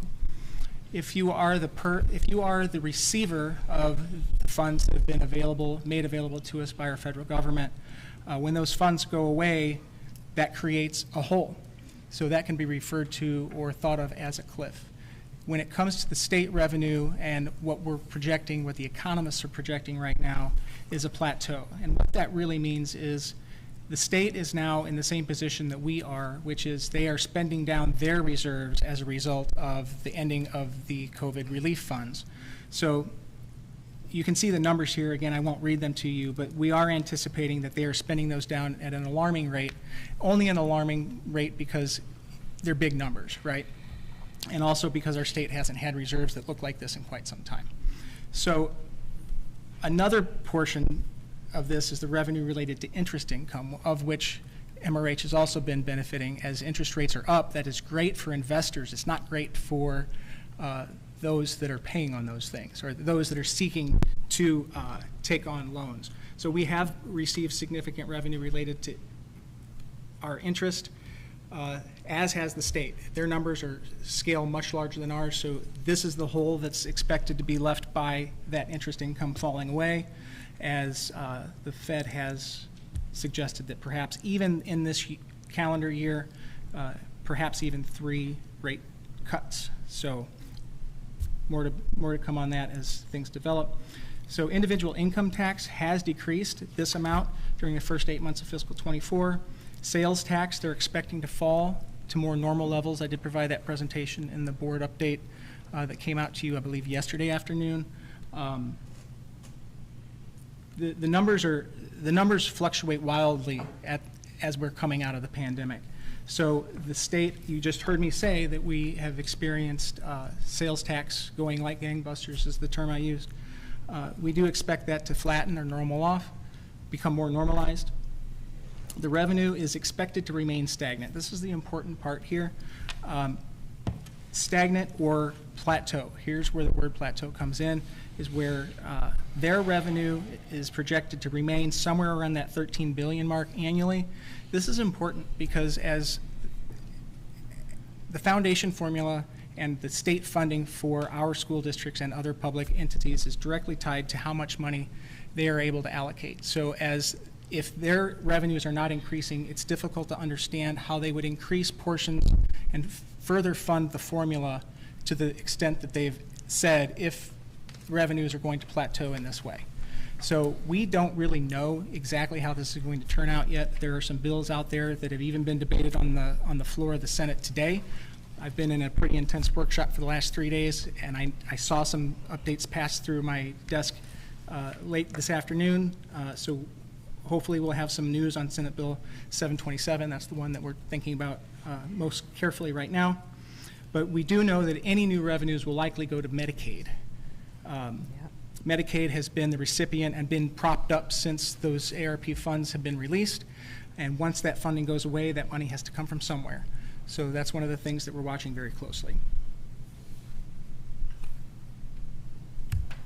Okay, so looking forward, I spoke to some of this already, but the stimulus is ending with no new funding from the Fed in that regard on the horizon. I'll be careful how I say this. The latest political strategy is to cut taxes, which is a wonderful political strategy. However, when you're an entity that is solely, almost solely funded by those taxes, it is sometimes difficult to understand how legislation continues to come out that cuts taxes. Any slowing of the economy will worsen the stale revenue that we're anticipating. So while taxes can be lowered via legislation, they can only be increased by a vote of the people. So they're easy to lower, difficult to raise. So it's an important note. If Senate Bill 727 is passed, it could positively impact the state revenues for MRH. There is a portion, these omnibus bills are difficult and sometimes have unintended consequences. There is a bill that's been tacked onto Senate Bill 727 that would help MRH significantly. When the formula was being phased in, districts were given the opportunity to place certain local effort funds in one of our funds, record those as revenue. I won't get into the mechanics of that, but essentially MRH, because we were likely because we were held harmless at the time back in '06, chose to do one thing with those monies. The problem with that is the foundation formula subtracts any local effort, and that is the net of that is what we receive as state revenue. This bill identifies there's about 90 school districts that are in this position. This bill would allow us to recapture, remove those numbers from our local effort, which would increase our formula payments. So from the state, yes, our state formula payments.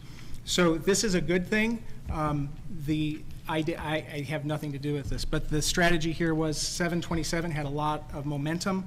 So to help other local school districts that were in the position that we are here, was to attach this bill to something that they felt could potentially cross the governor's desk with a signature.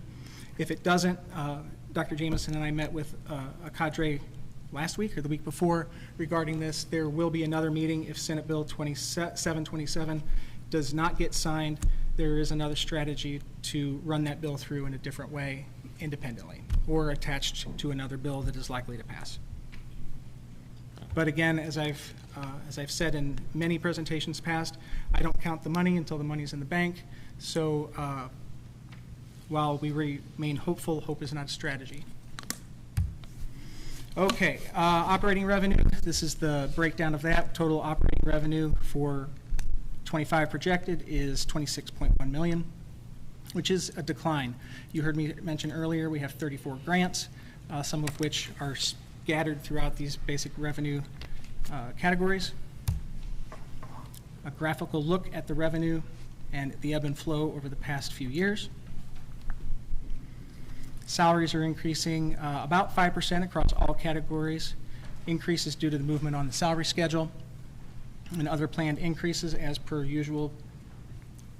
Benefits are projected, those scale somewhat to salaries, but we're also expecting a pretty significant increase in our health insurance premiums. So the tricky thing about that is retirement is also That number is also included in the retirement salary, so any increase there also increases retirement, which increases benefits overall. Sort of a perfect storm. Purchase service and supplies, we're expecting 2.5%. I don't know if you've noticed this, but in this economy, nothing tends to get cheaper. So we are expecting that. We are doing the tabulations both on purchase services and supplies. We'll have a better look at this next month. Capital outlay, while projecting to decrease that about $275,000. You heard me talk about the roof. However, there are some pretty significant needs that we are talking about, Dr. Dietrich and I, that is, that we'll bring forward if they become reality, something that we put into the budget. Sorry for the small numbers. I don't know how else to present this in a large way, but right now we are looking at a projected fund balance as a percentage of expenditures of right around 24% for the upcoming fiscal year. Okay, we still have an extraordinary amount of work to do. This is one of the most complex and difficult projects that we endeavor. So we will continue working on those tabulations, calculations. We're going to position control. You've also heard me say that is a ticklish part of the budget that requires a lot of attention. We'll continue working on that, and we'll update those revenue budgets as we get better information and begin in earnest work on the annual budget book. And yes, it is, I'm sorry, around 100 pages. Any questions? I have one question, or a couple actually. Can you go back to your slide about state revenue? I just wanted to understand, I think there's a mistake there. The numbers or The numbers, no, there. Okay. Okay, so the total percent there at the bottom, it isn't a 28% increase. It's a sum. It's a sum of the an percentages. average. Yeah. So it's, I calculated it's around 9%. Okay. Yeah, I'll look at that. That may not be the best way to present that. And then, and $4 million on or 4.5, I can't read it. Mm-hmm. Is it 4.5? Yeah. 4.1? 4.5 million Oh, yes. on a $28 million budget for a possible $28 million budget or so, or somewhere around. Which is somewhere around that 8% part of our state funding. So Yeah. 8% of our funding. Roughly, from yes. the state. Okay. I don't know the exact percent that we're projecting for, I don't have that number in front of me for next year, but yeah. I'm just trying to weigh it because, if you're going to have changes in funding, let's say it varies by 10% or something. Sure. It's 10% on 8%, so it's actually only 0.8% of chip difference, so it's not that big a difference. Not a big worry. It's not a big worry. We are somewhat insulated from that movement at the state because of the lower percentage, but every dollar counts these days, so it's an important call out, and I appreciate it. Yeah. Except there is movement at the state to limit the amount of local property tax that we are able to. I was going to ask that. When you refer to taxes, are you talking about local too? Yes. Yeah. Yes. That's the That's problem. right, I thought. Oh, yeah, that's still alive, huh? It is still alive. Our county has currently said that they don't have the resource to implement it, so it's on hold, but I've also seen some communications come across that perhaps there's some movement there too. So it's all this stuff we're watching. That's the circuit breaker. And there's still also legislation that could pass this year that could reduce our ability to levy our own personal or our own local property tax by up to, 30 to 50% or something. There would be some drastic reductions that would require a drastically different budget than what is being presented here. But different For than state. everyone. For everyone, yes, exactly. Yeah. Thank you, that was it. I had a Okay. question on the last set of numbers, the sort of, the 2021 to 26. So I just want to make sure I'm understanding. So when we talk about our beginning fund balance, or that's sort of like what we have left over from the year before, correct? The year before and prior years, yes. Right. And so it looks like we are predicting to draw down on that quite significantly in the next 2 years. And I see it still leaves us with, about 30% of what, or no, what's our budget total? A little less than, well, whatever. So the idea would be, we can't just keep taking $4 million out of our reserves. So part of our task this budget season will be understanding we'll have to draw from reserves, but perhaps finding some ways to limit that, I would assume. Yes. It is a worthy call out because at the rate that that we're drawing down on the fund balance, yes, something would have to be done to increase that revenue. So I want to go back to, so that's an excellent question, Jenny, and I think that Chris talked a little bit about the plateau and then the cliff. And so if you go back to the initial slide that he had and you look at the operating fund balances, if you look at 2018, it was 33.2%. Right. And so when you're talking about leveling back down, because as Chris mentioned, Right. we're spending the money down. So what has sustained us over time are the ESSER funds that we received or Right. ARP funds that we received, America Rescue Yeah. funds that we've received.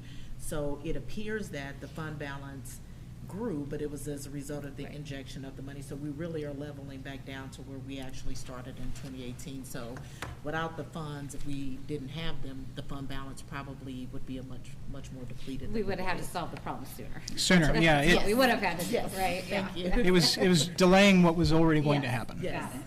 Yeah, So I just wanted to point that out. yeah, thank you. And I'd also draw attention to the percentage of our budget that goes to salaries and benefits. So Right, and that's a rising understanding cost that, yeah, every year, so exactly. that's always, this is, Yes. yeah. My only other question on that was, could you just give me just a few examples of what constitutes purchased services? Because it looks like we have sort of doubled that almost. from- So here's a good way to, well, Chartwells, that's really why that's happened, because Okay. charts, and it was really it's not a physical transfer, but you can think of it as a transfer. So what we were paying in salaries and benefits and supplies is now coming out of purchase services because we're paying Chartwells directly. So here's how I interpret purchase service and supplies, and this is what I tell our teachers and our administrators as well. Supplies is stuff that you buy, Right. stuff that you acquire. A purchase service is something that you pay someone else or a firm to do for you. So a perfect example of that is if we're going to buy textbooks, that's a supply. Right. If we're going to hire a consultant, Right. that's a purchase service. So like would professional development come out of that, all that kind of stuff? All right, Oftentimes, yes. okay, thank you. You're welcome.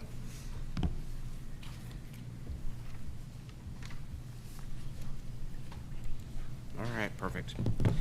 Okay, so board communications discussions, Board of Education Committee reports.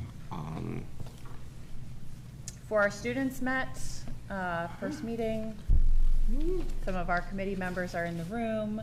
Appreciate Dr. McGee and Ms. Pressman for setting the foundation. Next meeting to be determined in the fall. Also, on behalf of my former colleague, Ms. Goldsman, for our resources committee met 2 weeks ago, and happy to report that audits of each of the buildings have been completed, and so some specific recommendations on needs and priorities will be able to be chewed on by that committee. For our people met, and that was also, I guess, a foundational meeting, but looks like a very interesting group of people, very excited to work with them. I don't know how much detail we're supposed to go into this, but essentially there are a lot of goals, and we are trying to narrow those down or assist them in narrowing them down and help them however they need. So that's it. And for our community, we met on April 3rd. I was a little late, but I was on the phone. We kind of talked, our group is truly amazing, and facilitated really well. We kind of talked about communication, how maybe not get like newsletter from all different schools if we have kids in different buildings, but can there be a combination, like one newsletter, then a hyperlink to it, instead of all these, because some parents, they can't read the middle, then they got the high school, so find a better way to send that communication out, and how can we kind of get community more involved, especially our Black and brown families, our free and reduced lunch family, We kind of talked about, if you guys been in Maplewood forever, we kind of talked about how we used to have Maple Days, how we came together, and we had the football team. We had like tailgating before when we had our football game to bring people together. So I know we do a cohort football with University City, if we can have some games over here and kind of do like an activity tailgating to bring community families together before the game, where everybody can come enjoy and get our alumni back involved and our stakeholders. So that's kind of wrap it up. In Joe's place, I took some notes here. We're still talking about the disc golf tournament on May 4th. Registration starts at 9. Still looking for some sponsors for that. We talked a little bit about brainstorming for a different intake process, just so we could fit the needs of the students and kind of address those better. And also, you know, looking at long-term goals for the students. You know, in the future, we're going to be looking at updating the strategic plan. And like I said, kind of looking also, we talked about like a mentorship maybe for the students to make sure they have what they need as they move on, like driver's license, ID, help them set up bank accounts, that kind of stuff. You know, I do want to give them a shout out. They're working very, very hard, and I think they're amazing people. So I definitely want them to know that.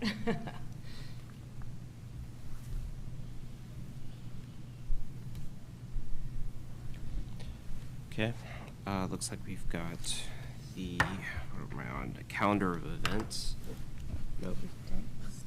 Oh, I'm sorry, I am so sorry. Yes, now we have the Student Advisory Board, and so go ahead, Abraham.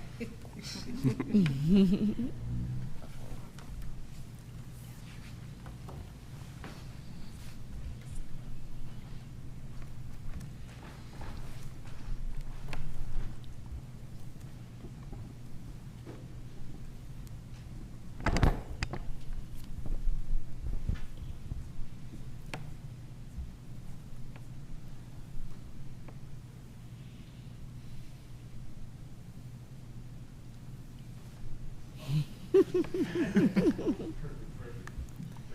evening, everybody. See you all. Good evening. This is our MRH PAL board report for the month of April. So let's jump into it. So what's happening? What's pretty much going on? So one is that we were able to meet with the elementary PAL board. Pretty much something that I mentioned at our last meeting that we were going to plan to do. We're able to do that. We're able to update our application for next year's PAL board. So we're going to make some tweaks when it comes to that. So when our students start applying to it, they'll be able to, you know, be more efficient, you know, make it look more better. Then we have our town hall meeting.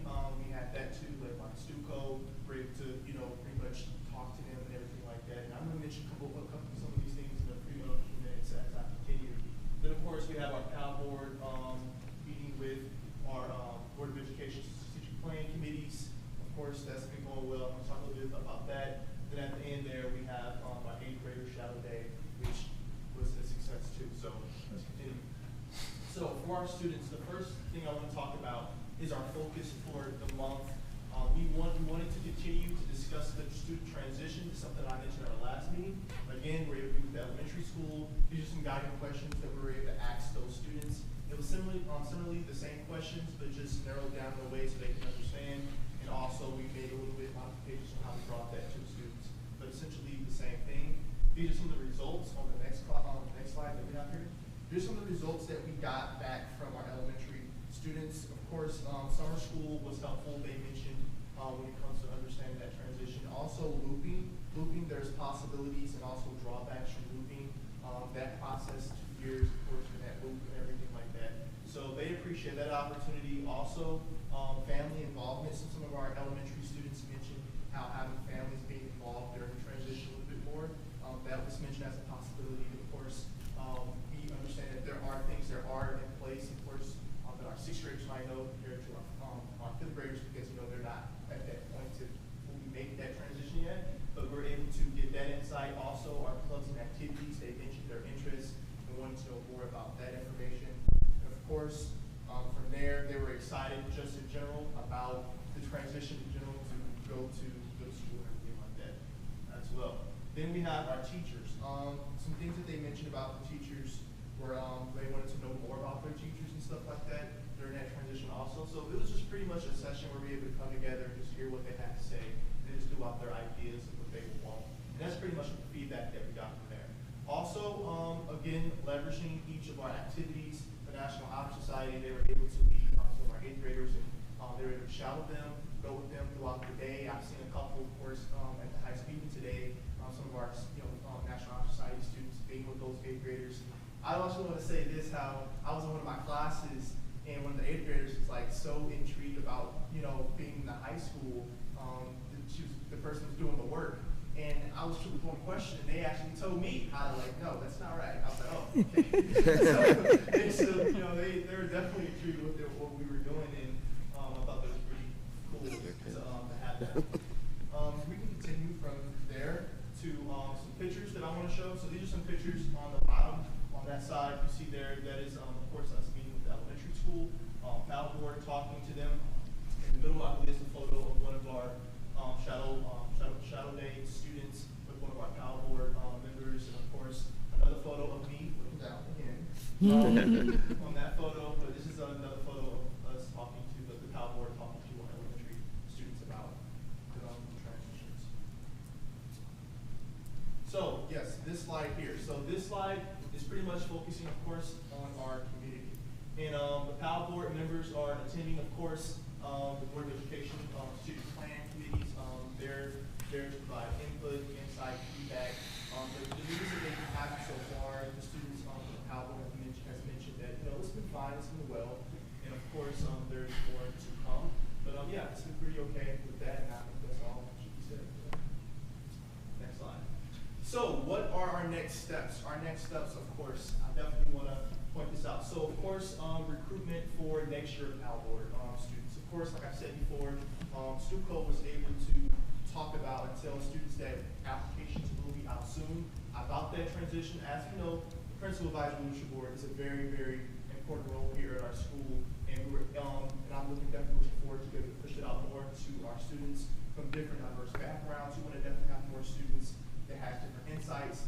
I also want to mention, as we do now know, the school year is winding down and everything like that. This is actually one of my last reports part of the Principal Advisory Leadership Board. Next month, we definitely finish off strong with our VP. But yeah, that's the main thing here, is that we really want our students to know the opportunity that they can get when they join the Pal board. So I definitely want to emphasize that, and hopefully I can leave some remarks about that soon. Also on here is continue working with our committees. Of course, again, I mentioned a few minutes ago, working with our committees and things like that. Then we lastly have leveraging 12th grade voices on their transitions. That was something else that I mentioned at our last board report, is how we wanted to wait before going to our seniors, talking to them about their transition. And that's something that we're planning to do, of course, is to leverage as a next step, is to talk to them, to see where they are, so you guys can get more feedback concerning that. And that pretty much wraps up my board report for the month of April. Are there any questions? I just had one. For the high school Pal board, is it freshman through senior, or do you have to be like an upper class? So yeah, for the Pal board for the high school, it is upper class juniors and seniors.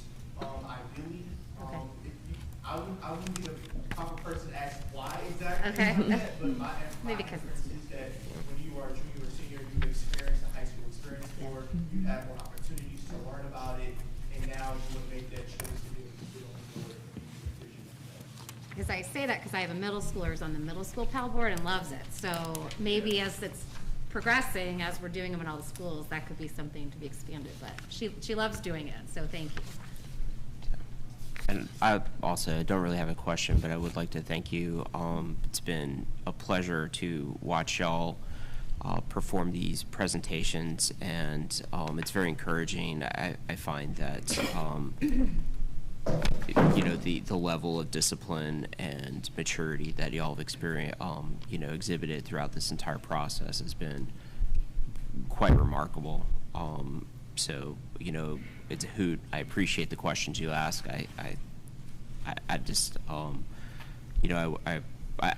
guess you're not going anywhere, but I will take the opportunity to kind of express my appreciation for all the work that y'all have done. I second that. Yes, thank you. I want to say thank you. I really appreciate that. I definitely tell students all the time about the importance of Pal board. I thank you for the opportunity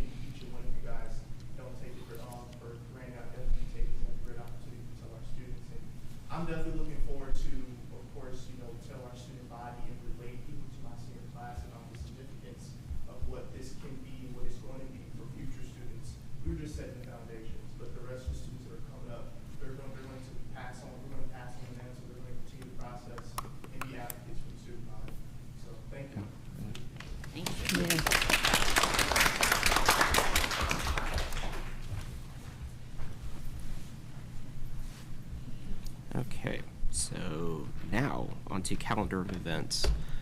For April, we have the board spring leadership retreat that is happening this Saturday at 4:30 p.m. Snacks will be provided, hopefully. And how much detail do I have to go into this? Is that it? Or do I have to talk about the school, the sports and stuff? Oh, okay. All right, well, it looks like we've got a lot of district sports and stuff coming up. Touch of Nature, the 7th grade expedition, looks like that is happening this week. Let's see, the 5th grade S2T fishing, what is that? Oh, what is it? Seed the Table fishing current field trip? Oh, is that, maybe, yeah, sounds good. The MRH golf versus McClure North, MRH soccer versus STEAM Academy, MRH tennis and Bayless postponed, MRH volleyball versus Clayton, those suckers, MRH versus St. Mary South, Board of Education reorganization meeting, that's today.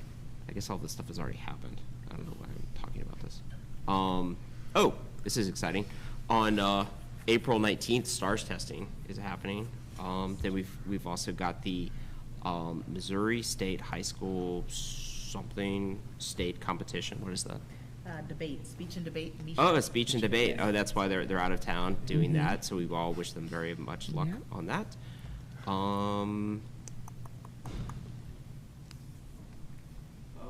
And when is that?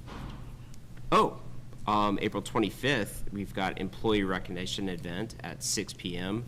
Do we know where that is? Where is that going to be? The Armory. Yep. Oh, that's right. Yeah. Yes. I guess he didn't wear a 3-piece. Right. Very exciting. And then May 2nd, we've got MRH Museum Night. Oh, great. Yeah. I'm sorry, where? Oh, May 1st. Oh, you're on May 1st. Yeah. Yeah, and then the 8th grade trip to Jekyll Island will also be taking place. All right. Yeah. Planned it. Did you? Did you plan that? You were in charge, weren't you? Yeah. All right. Yes. Don't lose anyone. Okay. You know, the rest of the stuff's on the website if you're that interested. Okay. Enough. Can I add one item? Oh, you want to say something? Yes, can I do that? Since there's some events that have Oh, already yeah, passed, absolutely. Yeah. I'd like to acknowledge the MRH high school bands that performed last night. So there's a previous calendar item, and I won't say too much about it other than I'd like to single out 2 particular performers for solos who did absolutely outstanding job, Sarah Simonis and Silas Tanner. And then 2 students were awarded National Music Awards. Ava Caston, the Louis Armstrong Jazz Award. Every school who's a member of that organization is able to give that award, and Ava Caston was the awardee for that. And Olivia Ceballos received the Quincy Jones Musicianship Award. Both those students also gave a speech thanking the band director. It was just absolutely stellar event, and I encourage members of the public to attend future concerts. It was just really quite a treat last night. Cool. Awesome, thank you. Like to hear it. All right, we're going to move on to action items, and I do have a question about this because we have a new action item, so do I have to renumber everything? Oh, Kat will do that, so he wants to discuss some items on the warrant list, so this will be the time. Okay, right, but I didn't know if we do that before. That should be the first thing, right? So Josh, I added in my notes, the warrant list is item 7.04A, if you'd like to discuss it before taking the vote. Okay, cool. All right, 7.04A. Okay. My questions about it are very brief, so. Oh, no, yeah, I just want to make sure that because I got to go in order. All right, so the first thing we're going to do is 7.01. May I have a motion to approve? Move to approve the construction change order as currently presented. Second. All in favor? Aye. All opposed? Any abstentions? Okay, the 7.01 passes. 7.02, Board Policy Batch 20 23D. May I have a motion? Move. Do we take a motion and then the discussion, or you have discussion first? Is there a question? Yes, I just have a couple. I mean, on the board policy? Yes. Okay, So, go. okay, you'd like me to go. So the items seem to have to do, I just want to make sure I understand, these, seems to be an interest in connecting all these board policies, district policies with the issue of recreational marijuana, is that correct? That we're trying to make sure that, because that's law in the state of Missouri, but we're trying to not allow its use in the district buildings. Is that why all these board policies are being updated to reflect that change in state law? I'm sorry. I'll just, this is my explanation, and then Dr. Jameson will give your explanation. The reason that, yes, that why the policies have to be updated is because of changes in law. And so we have to do what kind of mirrors law. A lot of this doesn't necessarily, impact us, but, if you want to go into the specifics. The batches are prepared by Missouri School Board Association and sent to us. Yeah. So yes, they But the distribute impetus was them. the move to Yes. recreational. Correct. Right, that's what I And understand. it seems like the general theme is because it's still illegal under federal law, and we receive Right, federal funding, right. so we can't allow it because, Right. okay.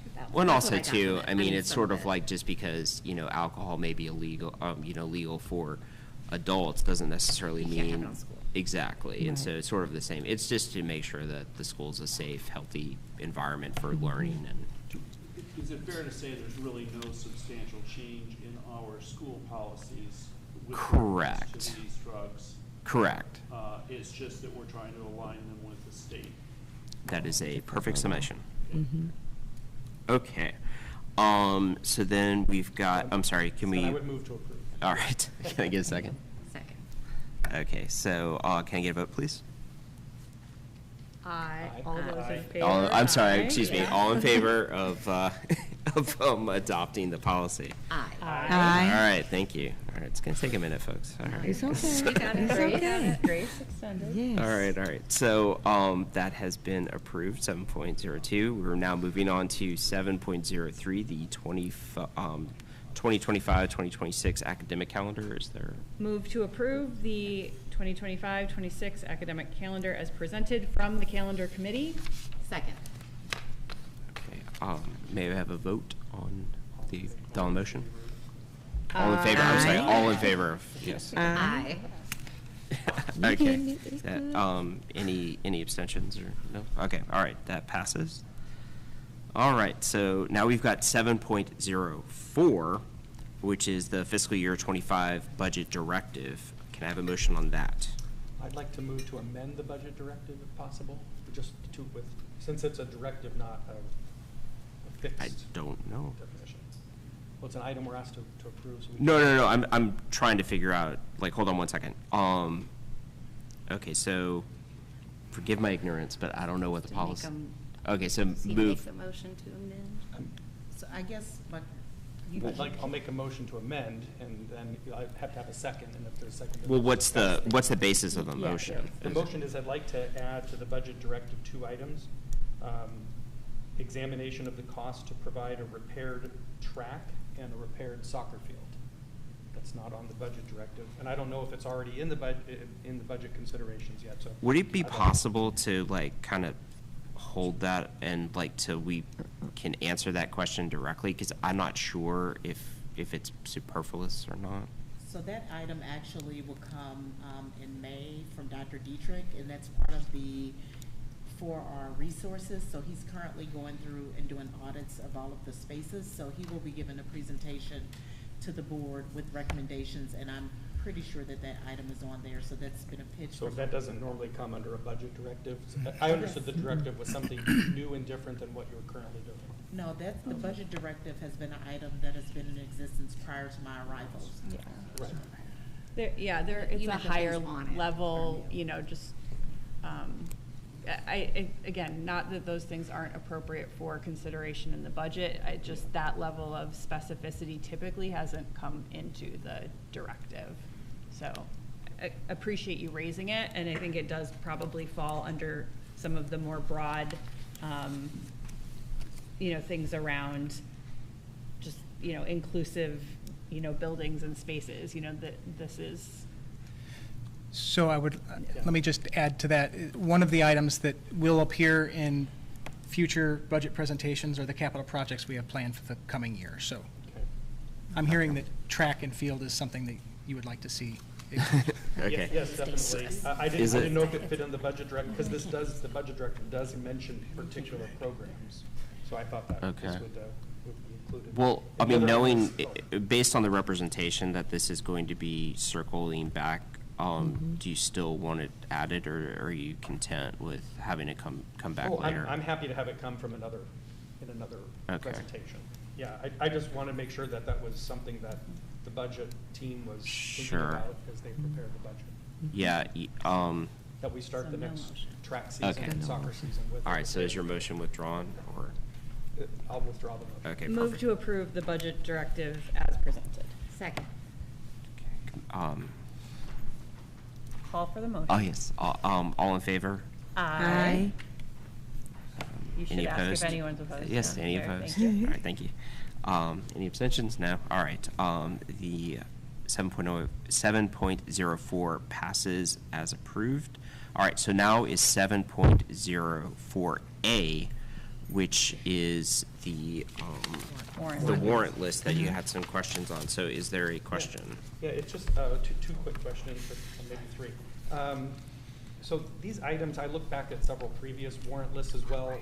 Just take, for example, Kelly Staffing Services. So it shows up as a huge number in this report. It's not in one of the previous. So like, how often do these items, and I don't mean just Kelly Staffing Services, but what's the general method for when these items get presented for payment? And I understand from somebody that one of the invoices here is several months old, and so how does that work? If you could just explain the process. And Chris, before you respond, as a reminder that was actually a couple of the questions that were posed in the board query that I shared out to all board members, new and those who have transitioned. But Chris, if you could respond to the question about the invoices. I mean, generally speaking, if you see a number that's extraordinarily large compared to if it's a recurring warrant list item, it usually is related to timing. It's related to what? Timing. Timing, okay. Yes, so timing. So just for example, with, say, the Kelly Staffing Services, which $170,000, like how often does that bill get presented to us? You would typically see a Kelly Staffing Services invoice and payment request every month. Every month, okay. Yeah. So if, is this 2 months' worth? Is that basically how it works then? Is that right? Chris, let me jump in. So that, again, that was one of the questions asked. It depends on when that information is presented. So there's a cutoff date for the items that are placed on the warrant list. So if it doesn't meet the cutoff date, it has to come the following month, and that information is provided to us through Kelly Services. Right, so just when they send the invoice. Yes. So Okay. what is that? Is that cutoff date like a number of days, or? I can bring that information back. I don't want to give misinformation, but that is established by the district, and so they Okay. actually have to provide it, so I can give you that. Okay. So and then it's just maybe a similar kind of question. As I looked at like the visas or whatever, credit card statement section, I added up, there's about $4,400 worth of food purchases out of that. And I'm just curious, like how far back do these food purchases go? And what's the general rationale for, like, I'll just say specifically for food purchases, and how we determine? That's a great when we do that. question. I will tell you that that's something that I've been talking to Chris about since my arrival, because we do allocate a great deal of money for food, and most districts don't do that. But it's also part of the climate and culture that buildings have when they have different events, and so it depends on when those invoices are actually put in. So in the board queries, we did put a note in that some of our secretarial staff are new due to retirements, and so they're being trained. And so our current team has those individuals over. So it depends on what they've actually put in their budget around culture and climate. So for museum night, if the staff actually is provided dinner, typically that is a purchase that you would see. Interviews. And this is one of those things that, as Dr. Jamison and I have talked about, as she mentioned, we have put we've allocated a place in the budget to call those items out so that we can better track and monitor what those requests are and the subsequent purchases. Any other questions?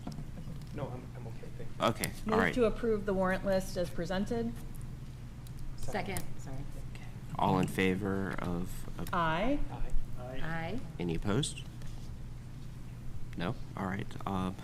Motion passes. Move to enter executive session in accordance with section 610.021, subsections 3, 5, 6, 8, 9, 13, and section 610.022 of the revised statutes of Missouri on April 18th, 2024 for the following specific reasons: personnel matters and identifiable student matters. Second. Maybe I'll have a roll call, please. Mr. Colbert? Aye. Mr. Matt? Aye. Ms. Martinez? Yes. Ms. Hoffman? Yes. Ms. Robinson? Yes. Ms. Schmidt? Yes. Mr. Miller? Yes. Okay, we are now in executive session. Gavel's out. This is over. Adjourned. You did good. You did it. Nailed it. Hashtag.